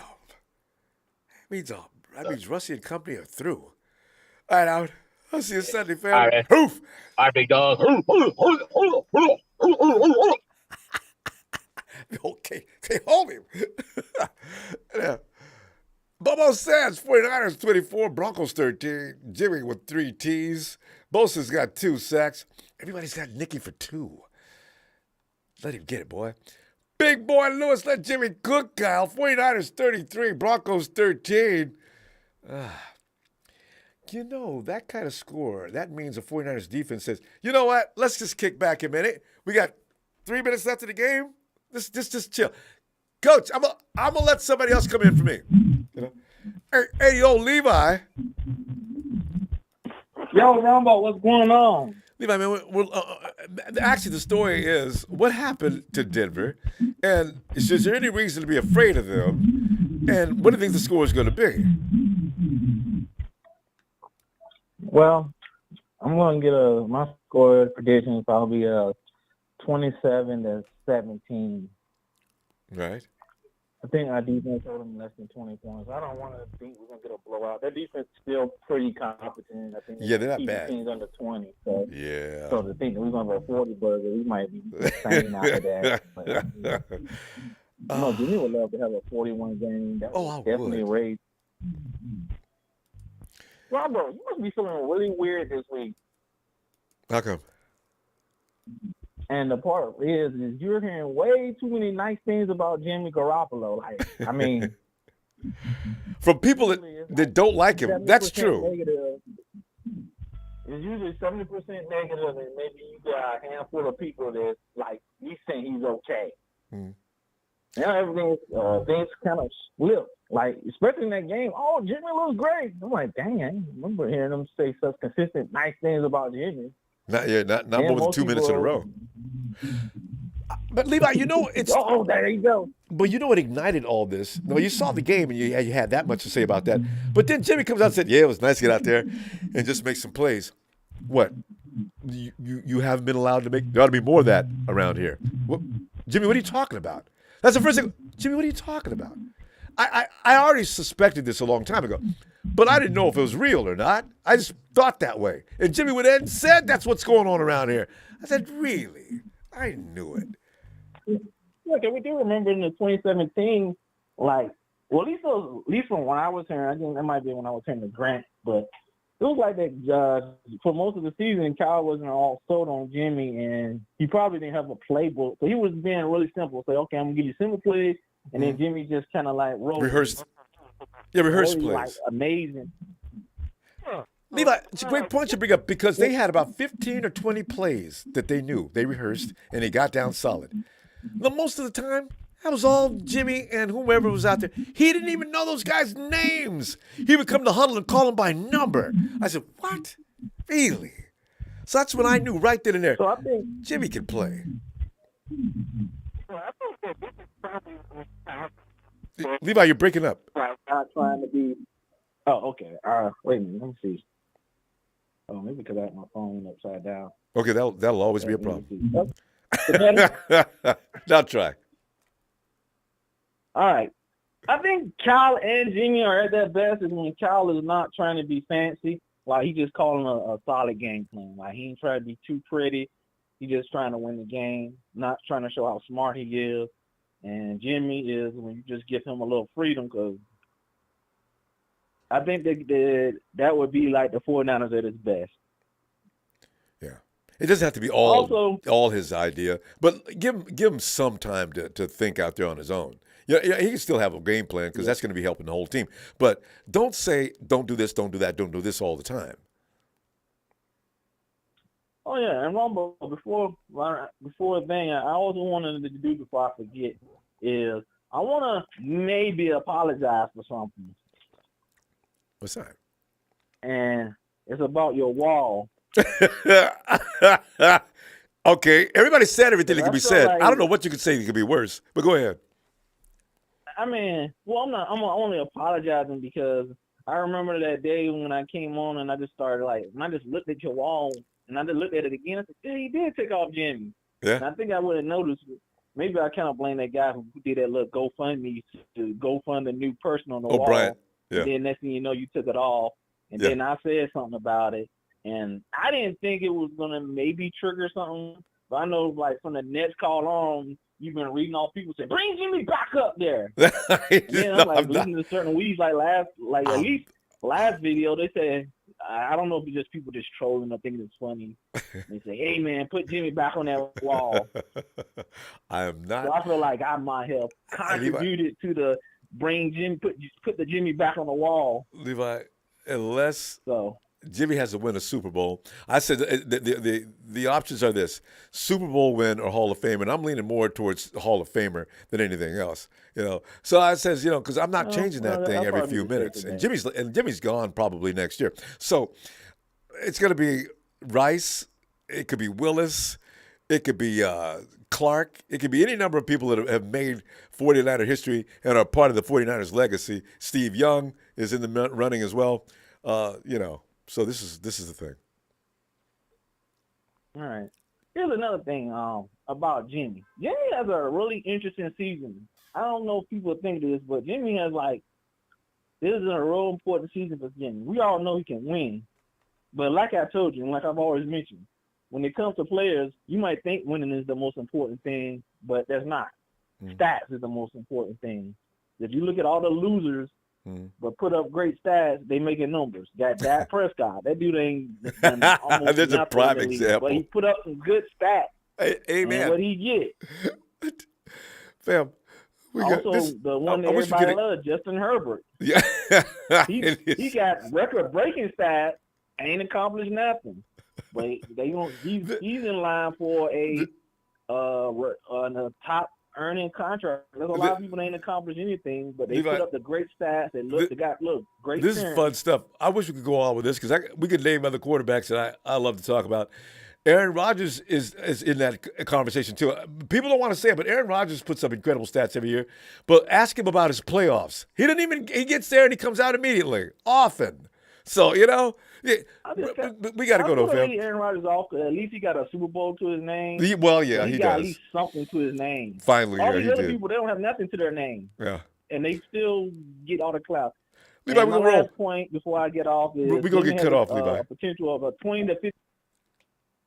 Okay. Levi, I'm sorry, man. I'll come back and get it next time. The Dark Brothers return. Dark Brother. Hey, Ronbo, how are you? Doing all right. I'm feeling, I got this false sense of security coming up this week because the Broncos, they don't look like they should. So I'm thinking we're probably going to win this game. I know I'm going to be nervous as hell when the game starts, but Dark Brother, what are you thinking? I mean, the Broncos look like ass. That doesn't make any sense. They got all that talent. Hey, Ronbo, I'm going to go on the line a little bit because I just watched a financial channel and they had Mike Lombardi on for some reason. Remember Mike Lombardi? Yeah, I watched him on. I watch him on YouTube and also I read his Twitter all the time. Well, they had him on this podcast called The Compound that I watched for my stock investment and all that stuff, right?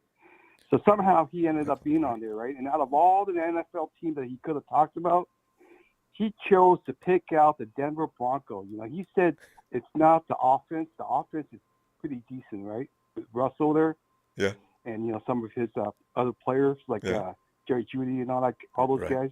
Right. And the defense is terrific. It was basically built by, what's his name? Fangio, right? Most of those guys are still there, from the guys that he drafted, right? Mm-hmm. So the defense is good, right? The problem with the team is the foundation of the team. You got four sides on the foundation of a house, right? One side is the ownership. One side is the front office. One side is the history of the team, the pride and the tradition. And the last side, the fourth side, is the coaching staff, right? So any one of those sides on the foundation is not solid, they're not going to have a winning team, So basically, the front office is lousy. The coaching crew, they're basically all rookies at their job. Hackett is a rookie. They say he doesn't know how to be a head coach. He's basically a coordinator that nobody ever taught how to be a head coach. The defensive coordinator is a rookie defensive coordinator. Can you believe that? They're teaming up a head coach who's basically an offensive coordinator with a rookie defensive coordinator. So the coaching crew is in disarray. Yeah. That's right. So basically, he said the Denver Bronco is just a disaster from the bottom up. It's not the players. So I was going to go in line with the Vegas odds, but now I'm thinking, you know what? I'm going to go out on a limb.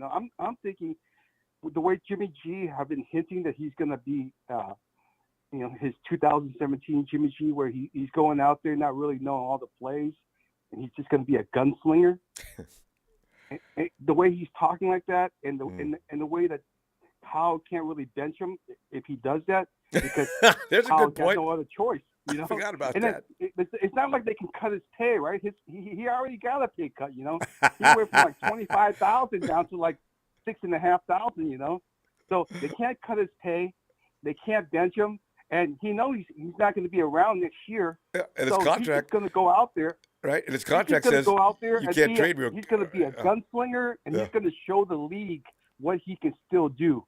You know, and he's going to show them the Jimmy G that he was back in 2017. Yeah. And if you go back, anybody who doubts that he can't throw the long ball, go back and watch the Super Bowl. You know, that ball did not, you know, make contact with Sanders because it was too short. You know, Sanders just wasn't fast enough. You know, it was one step ahead of Sanders.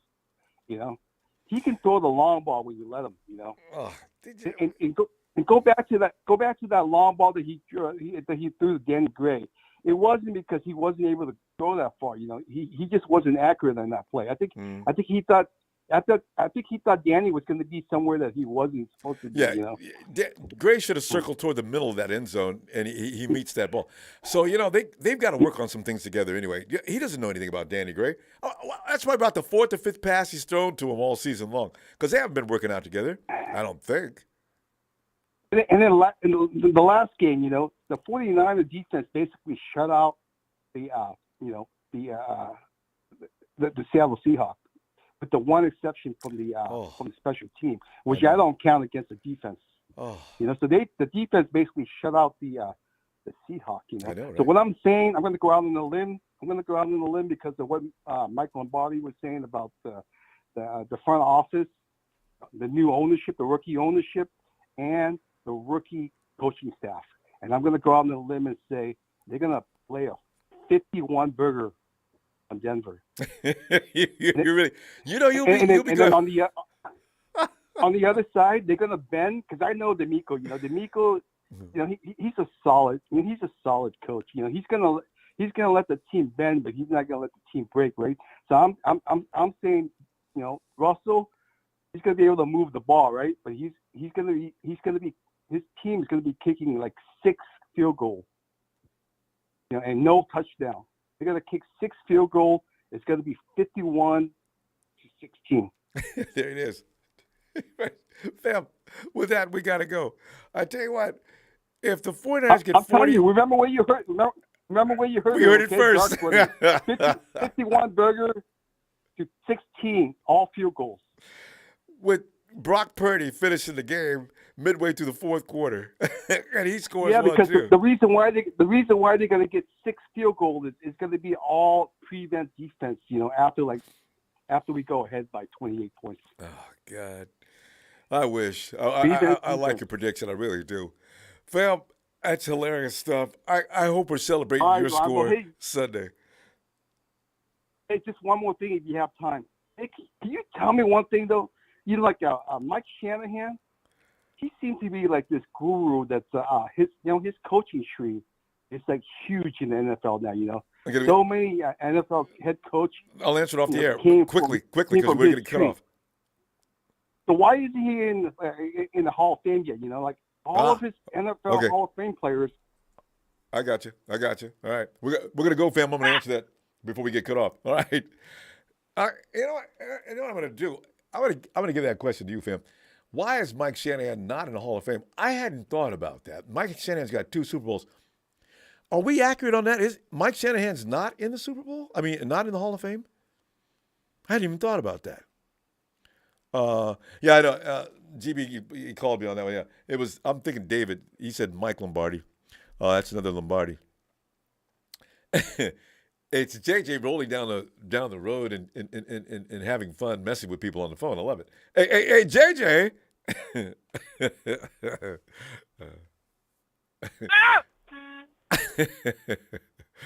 Big Show, you should call in now with some sound effects. That would make my day. JJ. Hey, Rob, I think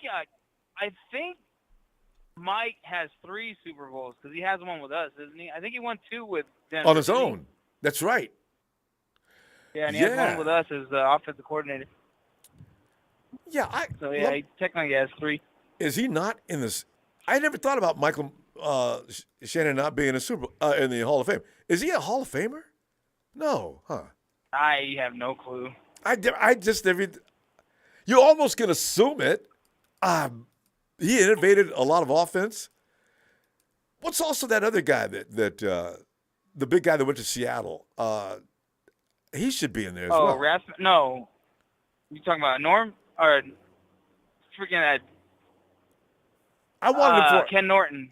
No, a coach, and I want him to be our coach, the head coach. Ken Norton.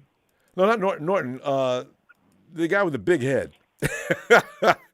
And Norton. Well, yeah, Norton too. But this guy, I wanted him. I remember when Harbaugh was getting ready to leave, and he was a candidate to come and take over the 49ers, but Jed York didn't want him for some unknown reason. Anyway. Big old head, dude. I'm trying to remember. Oh, the guy was brilliant. I mean, he was a good coach, too. But, he got a big head. What do you think? I know, right? You know what's going through that big old head? It'll come to me after about 30 seconds or so. But anyway, JJ, you're looking at this game. Somebody might have had it. No. Mike Holmgren. Thanks, Mike. There you go. Yeah. That's big body, not big head. He had a big water head, too, though. But that dude, it was brilliant, though. He was a leader of men. Every now and then you get coaches that are good with X's and O's and things like that. But Homer, you could tell he had the full attention of his players, right? So, yeah. Well, he did what Walsh did. Anyway, that's another conversation. But yeah, I would ask for installment, but it's like it's gonna take too long. But Ronbo, didn't I bring this up like 2 weeks ago? I brought it up about, aren't you guys nervous about the Denver game? And even somebody interrupted me and said, hell no, I interrupted. And this is back when Trey was quarterback.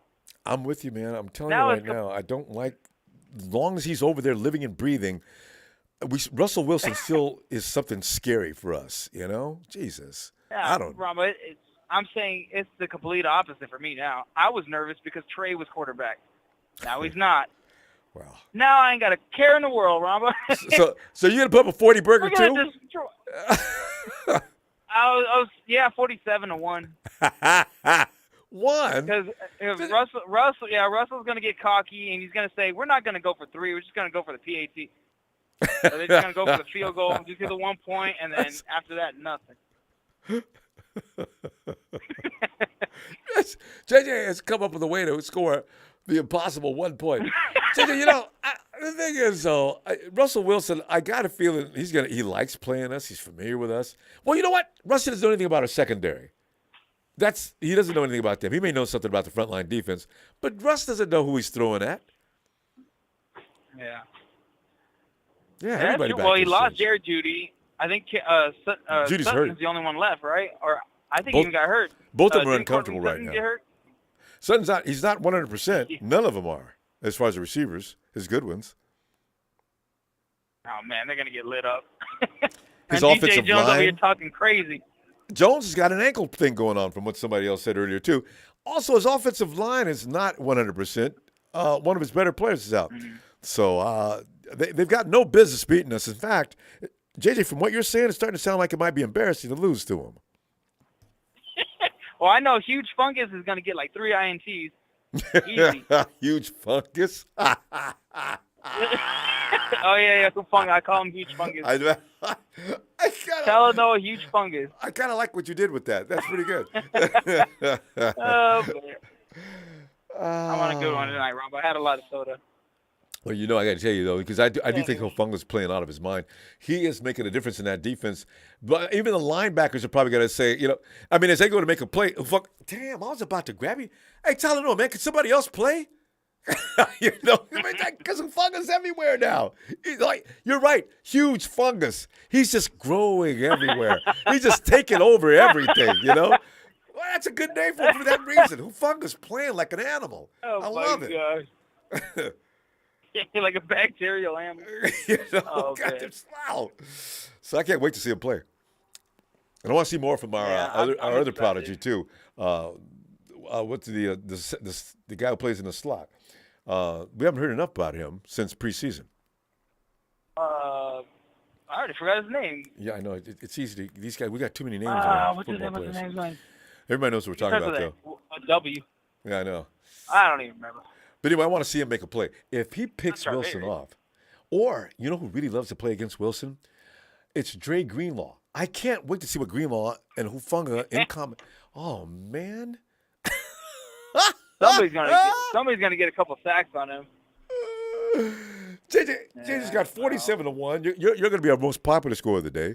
And JJ, we got to go. if we ended with 47-3, you know, JJ was the closest guy with that 47-1. Womack. Oh man, that'd be freaking nuts. It's Womack. Womack, there you go. Yeah. JJ, I'll see you Sunday. All right. All right, hey, I got kicked off of Instagram because I was talking shit to this dumbass Jimmy Hater. So, hey, find me on Instagram again. All right, you got a new account already. All right, I will do. Yeah. All right, fam. All right, bye. See you Sunday. My best to the boys. Night, fam. Okay. All right, later. And there he is. Chill. Phil, come on in. Hey, Ronbo. Well, Phil, we're sitting here probably celebrating out of line celebrating, but you know, Phil, all signs are pointing toward what are you thinking here is about to come up here? Because Russell Wilson, I don't know how long he's going to lay in the dust like that, but my God, he looks terrible, and his team does too. Yeah. I don't count the guy out. I've seen us lose too many games to him, and so he makes me nervous, even though I think we're going to win. And somewhere around 27-17, something like that. But it's going to be it's going to be nervous. Anytime you see Russell Wilson on the other side of the field, it's alarming. You kind of hinge a little bit. But anyway, too many bad times with him. So what's all this love for Garoppolo now? Well, because I think mainly because he came out and said what he said about days gone by, of which I suspected a long time ago. There was no love last year or the year before, or, Well, I know, right? Well, because, he was out there doing what he was told, and things weren't always going right. And he was directly responsible for most people. I said, and then everybody's crapping on Kyle. I mean, who would you rather have? Tom Sula? Or Chip Kelly, or Dennis Erickson. Come on, Phil, that's not fair. Mike Nolan, I mean, those are terrible examples. Go back all the way to Bill Walsh. Come on, I've seen the worst of the worst. Honestly, I don't want to see Kyle go. So, I may criticize, but I don't want to see him going anywhere. That we have Kyle, as our coach. And I think Jimmy probably also feels better after his shoulder surgery because he played that Rams game at the end of the season hurt. Yeah. And Shoulder so everybody was crapping on him. He can't win the big one, blah, blah, blah. Well, he was injured. His shoulder was bad. And our offensive line for weeks was terrible then. And So at that game, during that game. So Glitchy's gone. We were Trent one Williams has stick got an away ankle dragging. from winning that game. That's right. So, and then also, we were a holding call away from winning the Super Bowl. So, but Phil, the question is, when can we get the breaks? I mean, everybody else gets the breaks against us. Well, that's true. Well, when can we get the breaks? We never get the breaks. This year, Ronbo. You think so? So I hope so. Because again, we got a talented team. Win. So, also, I'm for putting Jimmy back up on the wall. Guys, you should have a whole show just on the voting. Jimmy or no Jimmy? We're putting up Rice. There's a contingent of players that are eligible to go on that wall. Because what we're going to do, Phil? We're going to try not to offend anybody. Now, Jimmy's going to piss off a large percentage of the fan base, so let's not do that. Well, I would think if you could get a Patrick Willis or something like that, I'd really like Patrick. Everybody loves that he's guy. Probably going to go in the Hall of Fame this year. So Willis is in the running. Yeah, he's in the running. Yeah, and I think he's going to be voted in. So he should be. Didn't Ray Rice get put in? This past? No, I don't think so. Not yet. I thought I could have swore I saw him up there doing the Ray Rice 30-minute speech. Patrick, he was, all pro every year he played. So And it looked like it all the the problem time. was he got that turf toe that ended his career. So, But anyway, I like the Niners this week, 27-17. I think Jimmy's going to play well. He's not going to go off of Kyle's play plan. I don't think He has to a certain degree, but be able to shift up an audible on occasion. Well, I would like to see Kyle stretch the field every now and then, just go deep. Remember, Jimmy said that as well. He said, "Yeah, I'd like to go down, throw the ball downfield." But I would do it like at least 2 times a half. At throw least. deep. You go 4 times a game. You stretch the field. If you hit on a couple of them, you're in business. You're So damn right. Now the defense. I would is taking- rather see Kyle do that, and I'd have no problems with it. But Kyle likes to run, and then play action. That's and what make it short. So. Get the ball out of it. There was Lombardi did say one thing that makes sense. So Kyle, a lot of what he calls is predicated off the offensive line play. If they're stout, okay, we can do this, we can do this, we can do. If they're looking a little flimsy, then we're not going to be trying too many things. We're going to do this, this, and this. I understand that line of thinking, though. I really do. Yeah. Ray Lewis, I'm sorry. I just don't Terradome. know if Denver has the pass rushers. I'm not sure who they've got as a pass. It's what's his name? A lot of guys used to be with Dallas. That's right. The guy who couldn't stop smoking dope and getting caught. Yeah, I know. Yes, and they still got Chubb For on me, the other it's a side. senior moment, but anyway. Yeah, I can't think of the guy's name, but he was like in trouble for a while. All the time. He was playing with Dallas, and then Phil, Denver picked him up. I'll be looking But for you anyway, Sunday, and hopefully we're I'm saying gonna good let things. you go, Ronbo. You got other people, so yeah. We'll talk again. Thanks, fam. Appreciate All you, Phil. Night. Bye. Bye. Yeah, Ray Lewis is, and by the way, fam, answer that question. Ray Lewis, is he in the hall? Did he make it on the first ballot already? How many years yet? No, was he eligible yet? Hasn't been enough time, has it? No, he has to be. If Willis is eligible, he's eligible. Well, Gregory. Randy. Gregory, you're up.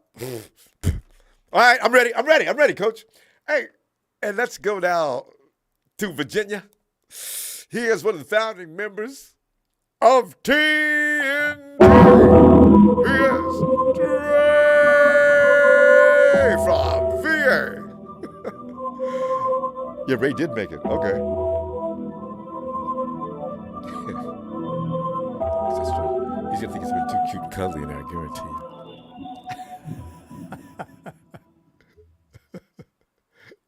Randy Gregory, that's him. Fine. And I do mean fine. Finally, the 49ers return to the Super Bowl. Yeah.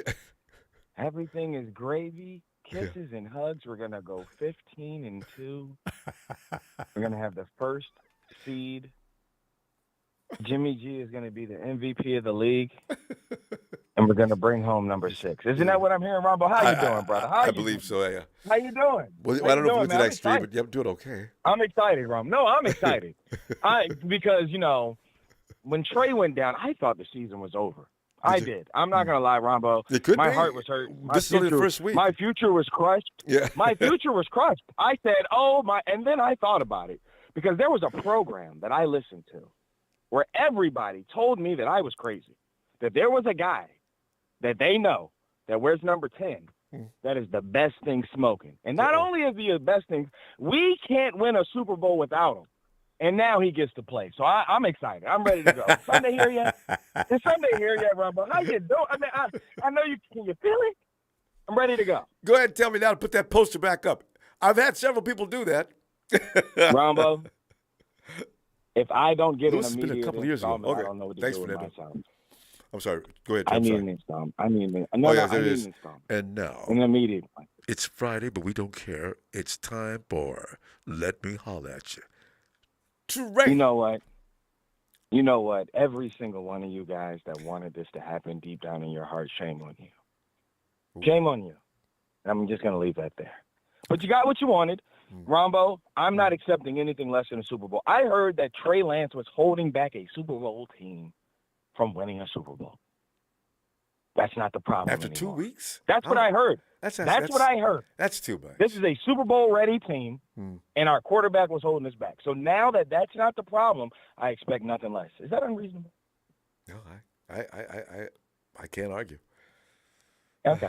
So let's get all right. That business is out of the way. All right. So shout out to those fans that told me that Jimmy G was the key to us winning the Super Bowl or not, and now we're gonna get it. Now here's the funny thing. We're gonna get to two more things.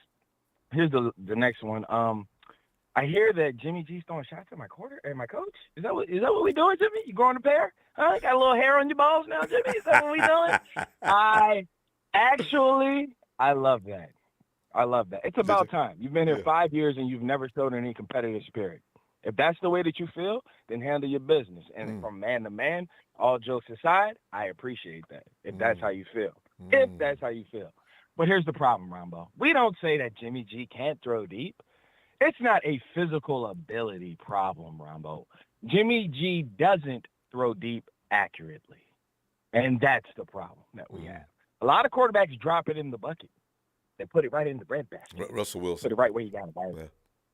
Russell Wilson's a great example. Aaron Rodgers is a great example. You know, I even heard Jimmy G should have freedom at the line like Tom Brady and Aaron Rodgers. Is that right? Like those guys. Well, I don't know if he had them in mind, but he did say that. Doesn't that come with cachet, Rambo? Boy, doesn't that come with actually? Yeah, you got to. But my point is this. Here's the problem with Jimmy G. Here's the problem with throwing deep. I give you the Super Bowl. The ball wasn't accurate. It wasn't that he didn't have enough arm strength on it. We don't need you to overthrow the receiver. We need you to put it in his grab. How about this though? You remember Kyle Juszczyk last year? Wide open Tennessee game to win the game. Missed him. Why? I mean, Kyle Juszczyk did a backflip. He was so wide open when he fell over. Accuracy, Ronbo. That's the problem. So if Jimmy G tells me he's ready to go, he's ready to rock. Ironically, he's ready to ride. Then I want to see it on the field. Let's ride. I hope so. Let's ride.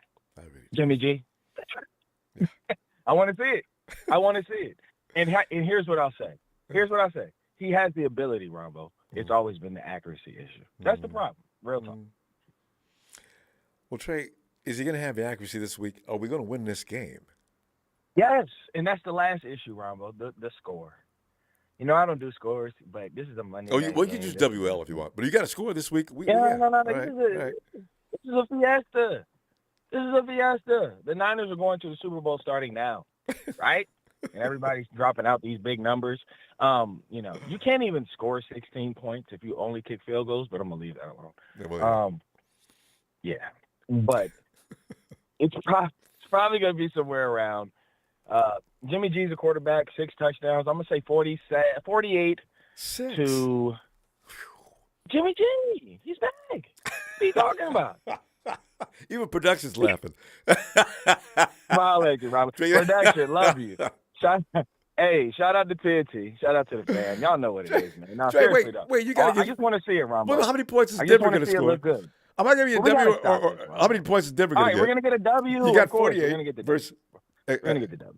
W, okay. Trey's just going to go Shout out out to you. Shout out to TNT. We had to have a little fun tonight, Rambo. I'm going to tell you what, I'm going to keep you 48. Super Bowl, baby. Everybody get off your seats. Get your tickets. They cheap right now, too. Right now. Put your house up. Put your mortgage up. You guys believe it. And it's going to happen. Put your next month's rent on some Super Bowl tickets. Holla at me. Trey, have a great night. It's going to be all right. All right, Bravo. All right, fam. It's going. Night. All right, bro. There he goes. Have we ever came close to scoring 50 points in the last – when's the last time we scored that many points? Didn't we score 40-something points against Panthers? I think we got up there because we were laughing about that like we like to do because we never see that in 2019, right? Anyway, hey, Hey, T-Flo and Allie, come on in. Hi. Hey, what's up, Allie. Ronbo? Hey, T-Flo. Hi, Ronbo. Well, hey, Allie. We're having fun here with we're thinking that Russell Wilson he ain't got no stove, got no pots and pans. The man has not been cooking the first 2 weeks. T-Flo, Allie, I'm a little worried though. When that man wakes up, when is he going to wake up? I still don't know if it's going to be this weekend or not because that team is a lot better than they show. They got a lot of injuries. But have y'all assessed this game and got any ideas as to what we can look forward to this Sunday? Allie said it's going to be what? 27-10? 27-10. And Put me, Allie down for 27-10. And me, I'm different because Russell Wilson, I don't know, for some reason he plays lights Better out against tonight. us. Yeah, so it's kind of hard. And I'm over here listening to everybody saying big numbers. How many times everybody puts big numbers, it's always a close game or we lose. We do that all the time. So I'm going to have to keep it close. We've never called a big blowout accurately. Ended up either losing or coming out of there with just barely winning. Yeah, you're a good point. Exactly. And not only this, like people forget we're playing in a high altitude. You really think they're going to put like a 50 burger and like a 40 burger that quick where Jimmy Garoppolo has barely been acclimated to the offense, barely, 3 weeks in? Well, that's kind of tough right there. Well, he's been playing in offense not only that, for a long time. I don't think that's going to be an issue. Yeah, but their defense averages, 13 points per game so far. It's the same against us. Is it that high? Because I thought it was less than that. How many points did they give to the Hawks? I don't know, but they're averaging 13 points per game. Because they only gave 9 points to Texas. So they're averaging just like the 49ers. We're tied. Our defense and their defense are allowing 13 points per game. So you're looking for a defensive battle then?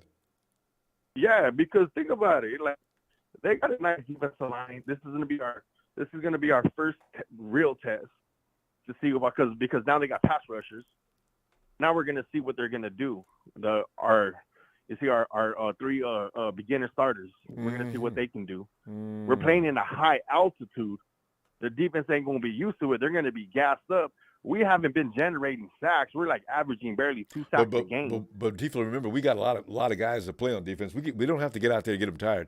They're going to be going in and out a lot. Yeah, but Ronbo, we're averaging 2 sacks a game. We're going against one of the best quarterbacks that ever played in Russell Wilson, who knows how to evade. When it comes to scramble drill. But Tifo, I just want to tell you, the Texans dropped him 3 times last week. Yeah, 3 times. That's a lot of sacks. Let's see what we can do. Yeah, I think we're better than the Texans. I hope so. We are better than them, but we haven't showed it. Because think about it, against Chicago, they were playing against rookie defensive ends. Last week against Seattle, they had 2 rookie tackles. They have 2 rookie tackles, and we still only got 2.5 sacks. Tifo, give those guys some love though. Those kids are good. They're gonna be good too. Yeah, but they're running against rookies. You know, Bosa. Like we're talking about Bosa, who's supposed to be the defense player of the year candidate. Did you watch though the replays? Them dudes are all over Nick. That he got those 2 speaks for Nick. They weren't playing bad football. Those guys are good. Oh no, they weren't. No, they weren't. But then again, this is the NFL. Like every team is good. It depends on if you see they know how to scheme against Nick. It's a copycat league. Yeah, everybody's gonna do it. Yeah. So it all depends on the other defense. It didn't help. Nick still got 2. Yeah, he got 2, but no, 1.5 because he shared it with Drake. Oh yeah, that's true. So he got 1.5. So that's what I'm going by. So I'm just listening to everybody and all this, and not only that, we all know Kyle Shanahan has a big ego. Is he going to get a little butt hurt, being like, all right, so Jimmy Garoppolo thinks that it's all on me? Well, I'm going to put it all on him. I want to see what he can do. So that's what kind of scares me because we all know his head is bigger than a blimp, the way his ego is. So I don't know if he might be that evil and be like, all right, Jimmy, let me see what you can do. I'm gonna make you throw, and I want to see if you're gonna turn the ball over. Because so because you know why? It's my offense. This is my offense. It's not your offense. Yeah. I tell you what to do because we all know that's what it is because Jimmy even said it. Oh, I used to sling the rock around and now once I got a Shanahan make play, plays. basically, Yeah. Basically I got to call what he wants. Yeah. Where to throw it. And you get that one line? Yeah, it's fun going out there making plays. There ought to be more of that around here. Oh, Yeah, Jimmy, exactly. what did you just say? What? Yeah. And you So, see Grant throwing fuel to the flame, and he goes in and asks Kyle, hey, so what do you think what Jimmy meant? He looked kind of a little pissed off to me, Kyle. Yeah. He's like, I don't know. You got to ask Jimmy. Woo. Basically, he was already in defense mode. So you got a good point there. And what's Kyle's reaction going to be to that? Because Kyle has because y'all know his head. Yeah, I don't know what he's going to do. And not only that, an ego. That's what it is. His ego. Too. Like he doesn't know how to. He doesn't know how to be like what's his name? Andy Reid. You know what? All right, Mahomes. It's not going to be about me. It'll be about you. He gave it up, but so far we haven't seen that from Kyle. And just to let you know, Mike Holmgren over he was a 49er offensive coordinator from I think it was 89 to 91. So he won a couple Super Bowls. Yeah. So, but it all depends on what Kyle has to learn how to be like. You know what? Let me just call plays. Like I am not Bill Belichick. I haven't won no Super Bowls. I give up leads. I don't come back and win the games. I lose the games. So he has to learn how to change it up because he's the one. And I can't wait. Everybody's waiting to see, just from this conversation and everything else everybody's been saying this week, it's going to be really interesting to see how this game flows from beginning to end. Exactly, so, because it's going to be a lot of speculation. Is Jimmy going to be like, you know what, this is my contract year? I'm going to say, you know what, hey, it's going to be I'm going to call a different play in the huddle. There you go. Hey, Tifo, we got to get your score because we're going to run out of time. What do you got for your score? I'm going to say 23-16. Niners. Niners. All right. T-Flow, we're going to go. Close game. I look forward to, especially either between you or Allie, is going to get this right. It'll be awesome. All right. I'm going to see you Sunday, okay? All right, fam. Let's get a little Niner shout-out, Ronbo. Yo, show it for Allie and T-Flow. It's Niners!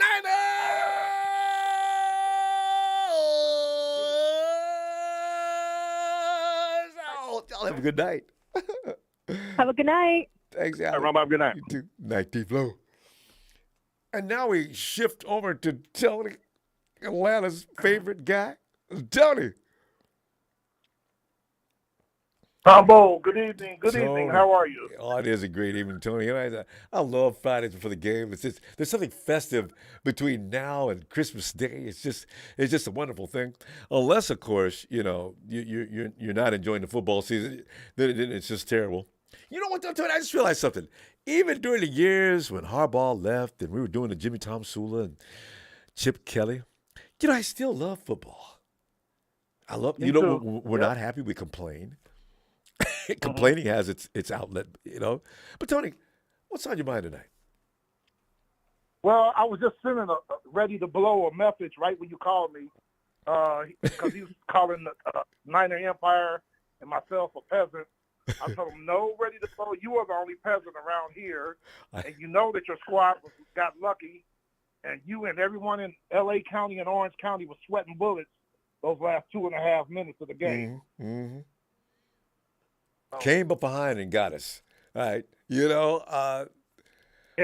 I'm watching Trent Williams limping, trying to run down the other side of the offensive line to whatever play he was going to do. I said, I didn't know Williams was in that bad a shape. I don't even know if he should have played, but if he didn't play, who was going to play? We're in trouble. I saw on the injury report, DJ Jones is mixed up, but he's going to play. But they couldn't stop him. Patrick, young corner for Denver, I don't think he's going to play. They could tell you that's what vengeance does to a man. DJ Jones says, "Look, Coach, I'm telling you right now, I will hurt you. But don't you put me on that list. I'm playing this game." DJ already had this game circled. He said it before the season started. He is mad with management. I want him to stay with us too, but man, it's a good football player. He gets hurt though the same way every year. The ankles. And you were talking with other callers periodically about Russell Wilson, and one of your guys in the chat said that ever since he got to Denver, all Russell Wilson's been doing is collecting checks. Hey, Tony, you've seen him, right? What's wrong with him? I look at him in disbelief when I'm watching that. Damn, Russ, that's the worst pass I've ever seen you throw. I'm wondering that too, Matt. I mean, Ronbo, because you know how I love Matt Ryan. Matt Ryan I ain't never seen him struggle like this. Oh, yes. 3 interceptions. He's never thrown 3 interceptions, man. And they were clearly bad throws, really bad. Yeah. But that left tackle's not playing well. But I'm not blaming him. I'm just saying that whole team. This really is a must-win for Indy. They play at home against Kansas City. Oh my God! Hey, Tony, you should know this though. You know, Indy. I guess it doesn't matter who's playing quarterback. They struggle with the Jag. This has been going on for years with them and the Jaguars. Last year, 2014. Yeah, I don't know what it is with them and the Jags. It doesn't make any sense. Jags got a good team now. They do. And it's better. They spent a lot of money on free agents. But Indy's supposed to be one of the Super Bowl contenders. You got 5 Pro Bowlers on defense. 3 of them are all pro. It's a phenomenon. It really can't be listed as a phenomenon. What is with the Jags and Colts? The Colts were a way better team last year. And at the end of the season, they were playing for a playoff spot. And the Jags said, y'all know that you ain't going to no playoffs, right? How come? Because you ain't winning this game. And they didn't. Yeah. Wow. And Trevor Lawrence is starting to mature and play well, too. Yeah, he did. He's growing up, huh? I saw it. Yeah. And great matchups. Like I was telling you on your last show, I want to see Sauce Gardner against Jamar Chase. That's going to be a good matchup. Yeah. You know, Carson Wentz is playing Philadelphia for the first time since they traded him. Oh, you know he cannot wait. Yeah. I forgot he's in that conference. That's right. Yep. So a lot of good matchups this weekend. I think the Giants play the Cowboys this weekend. The Giants going to beat them. Hey, they can't do a thing with Saquon. They got problems because that Jones boy is not looking as ridiculous as he was in the last couple of years of the one game I was watching him. And Saquon's a man on a mission. And the Giants got some nice receivers, too. I was saying that last year. But I think what it is that coach, Brian DeBall. That was he's got him on the ball. Falcons. Yeah, that was the one because 2 years ago when we were interviewing for coaches, I had Brian DeBall, the Buffalo offensive coordinator, as my number 1 choice. And I had Arthur Smith as our 2nd choice, and we went with Arthur Smith. Ball is the guy who I wanted in Atlanta, but we went with Arthur Smith. And that's going to work out for you. There's some building that needs to be done, some cohesion built, continuity. Tony, also the Dolphins versus the Bills. That really intrigues me too. But you know, the Bills they sent about 4 defensive players out. Where if they're on the defensive line, they still got the Shaq Lawson, the former first-round pick, and 3 former second-round picks that are backup. So if they lost a couple of starters, that don't mean nothing for them. But you know what though? They're going to have their top players. You know, they've got the perfect yin and yang offense going on and with the Dolphins, and they got the right guy to run it too. Hill and Waddle, and Mike figured that out right away on how he can destroy a team. Their faith in themselves, there's nothing you can do about it. You're feeling futile and helpless. I watched Hill and Waddle do what they were doing. I was sitting there in horror. I said, damn it, I don't want Jesus. There are schedulers there. What are we going to do with them? Oh! And they got Mostert down there running the ball. I was watching that Baltimore game, Ronbo, and Hill is making Waddle better. Waddle had like 10 catches that game for close to 200 yards. Both of them had near 200 yards. Yes. Yeah, And so all of a sudden, Waddle was glad Hill was there. oh, and everything that everybody said about Tua, forget it. He ain't having any problems. I'm still not sold. He's still having sold on fun. him, though. Tony, we Yeah, better you be got glad some it's pressure on Tua in there and not somebody else, or that team's on their way to the Super Bowl. McDaniel's got that team cooking, and their defense is not bad. And that Gesicki dude's out of his damn mind. That dude, he doesn't care about his body. Gesicki goes up, and remember Gesicki was a basketball player back in. I said, you look like it. Jesus. Their offensive line's not bad, too. They got one of them Notre Dame linemen that I like. They signed Teron Armstead from the Aints. Yeah. Excellent move by the. And he's doing a good job. Yeah, I wanted Gesicki coming out of Penn State, though. I remember that first time I see Gesicki hurdling people. Big old monster hurdling people. I said, who is that? Him and George Kittle make a team. I tell you what, Ronbo, the Rams got some losses coming. Who do they play this week? They'll beat Arizona, but then they play you guys. Tony, don't bet on that. Night. The Rams have got some people out, don't they? From what Marketing Pro said.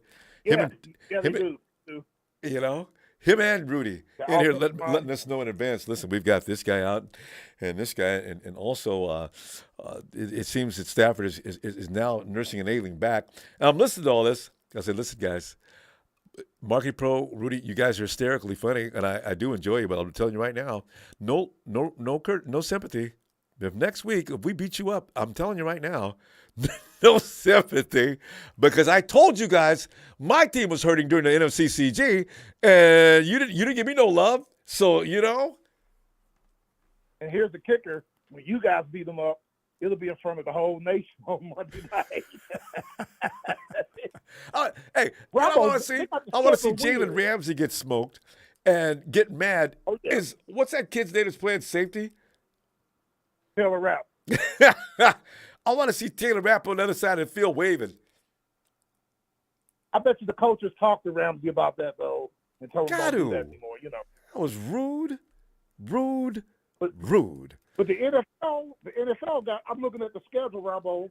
They got you guys playing at home next Monday night on the October 3rd. Mm-hmm. And then 3 weeks later, y'all play them on the 30th. Yes. So, you know, I tell you, we can get this Rams thing done early. Tell me we got to go, though. Who you guys playing this weekend? We play Seattle. We'll take care of them for you guys. Oh, God. Hopefully y'all get well on Seattle and start rolling and building up some confidence. Beat them Hawks. Remember this name? Even though Cordell's going to be running the ball, this weekend is going to be the coming out party of running back Tyler Algier of BYU. God. Remember that name, Tyler Algier. Kyle Pitts. What's that big wide receiver you just picked up as well? Drake London. God, Jesus. That team has no business not just running people nuts. Tony, good luck. Have your pass rushers get after Russell, man. Get after it. They're going to get after his ass.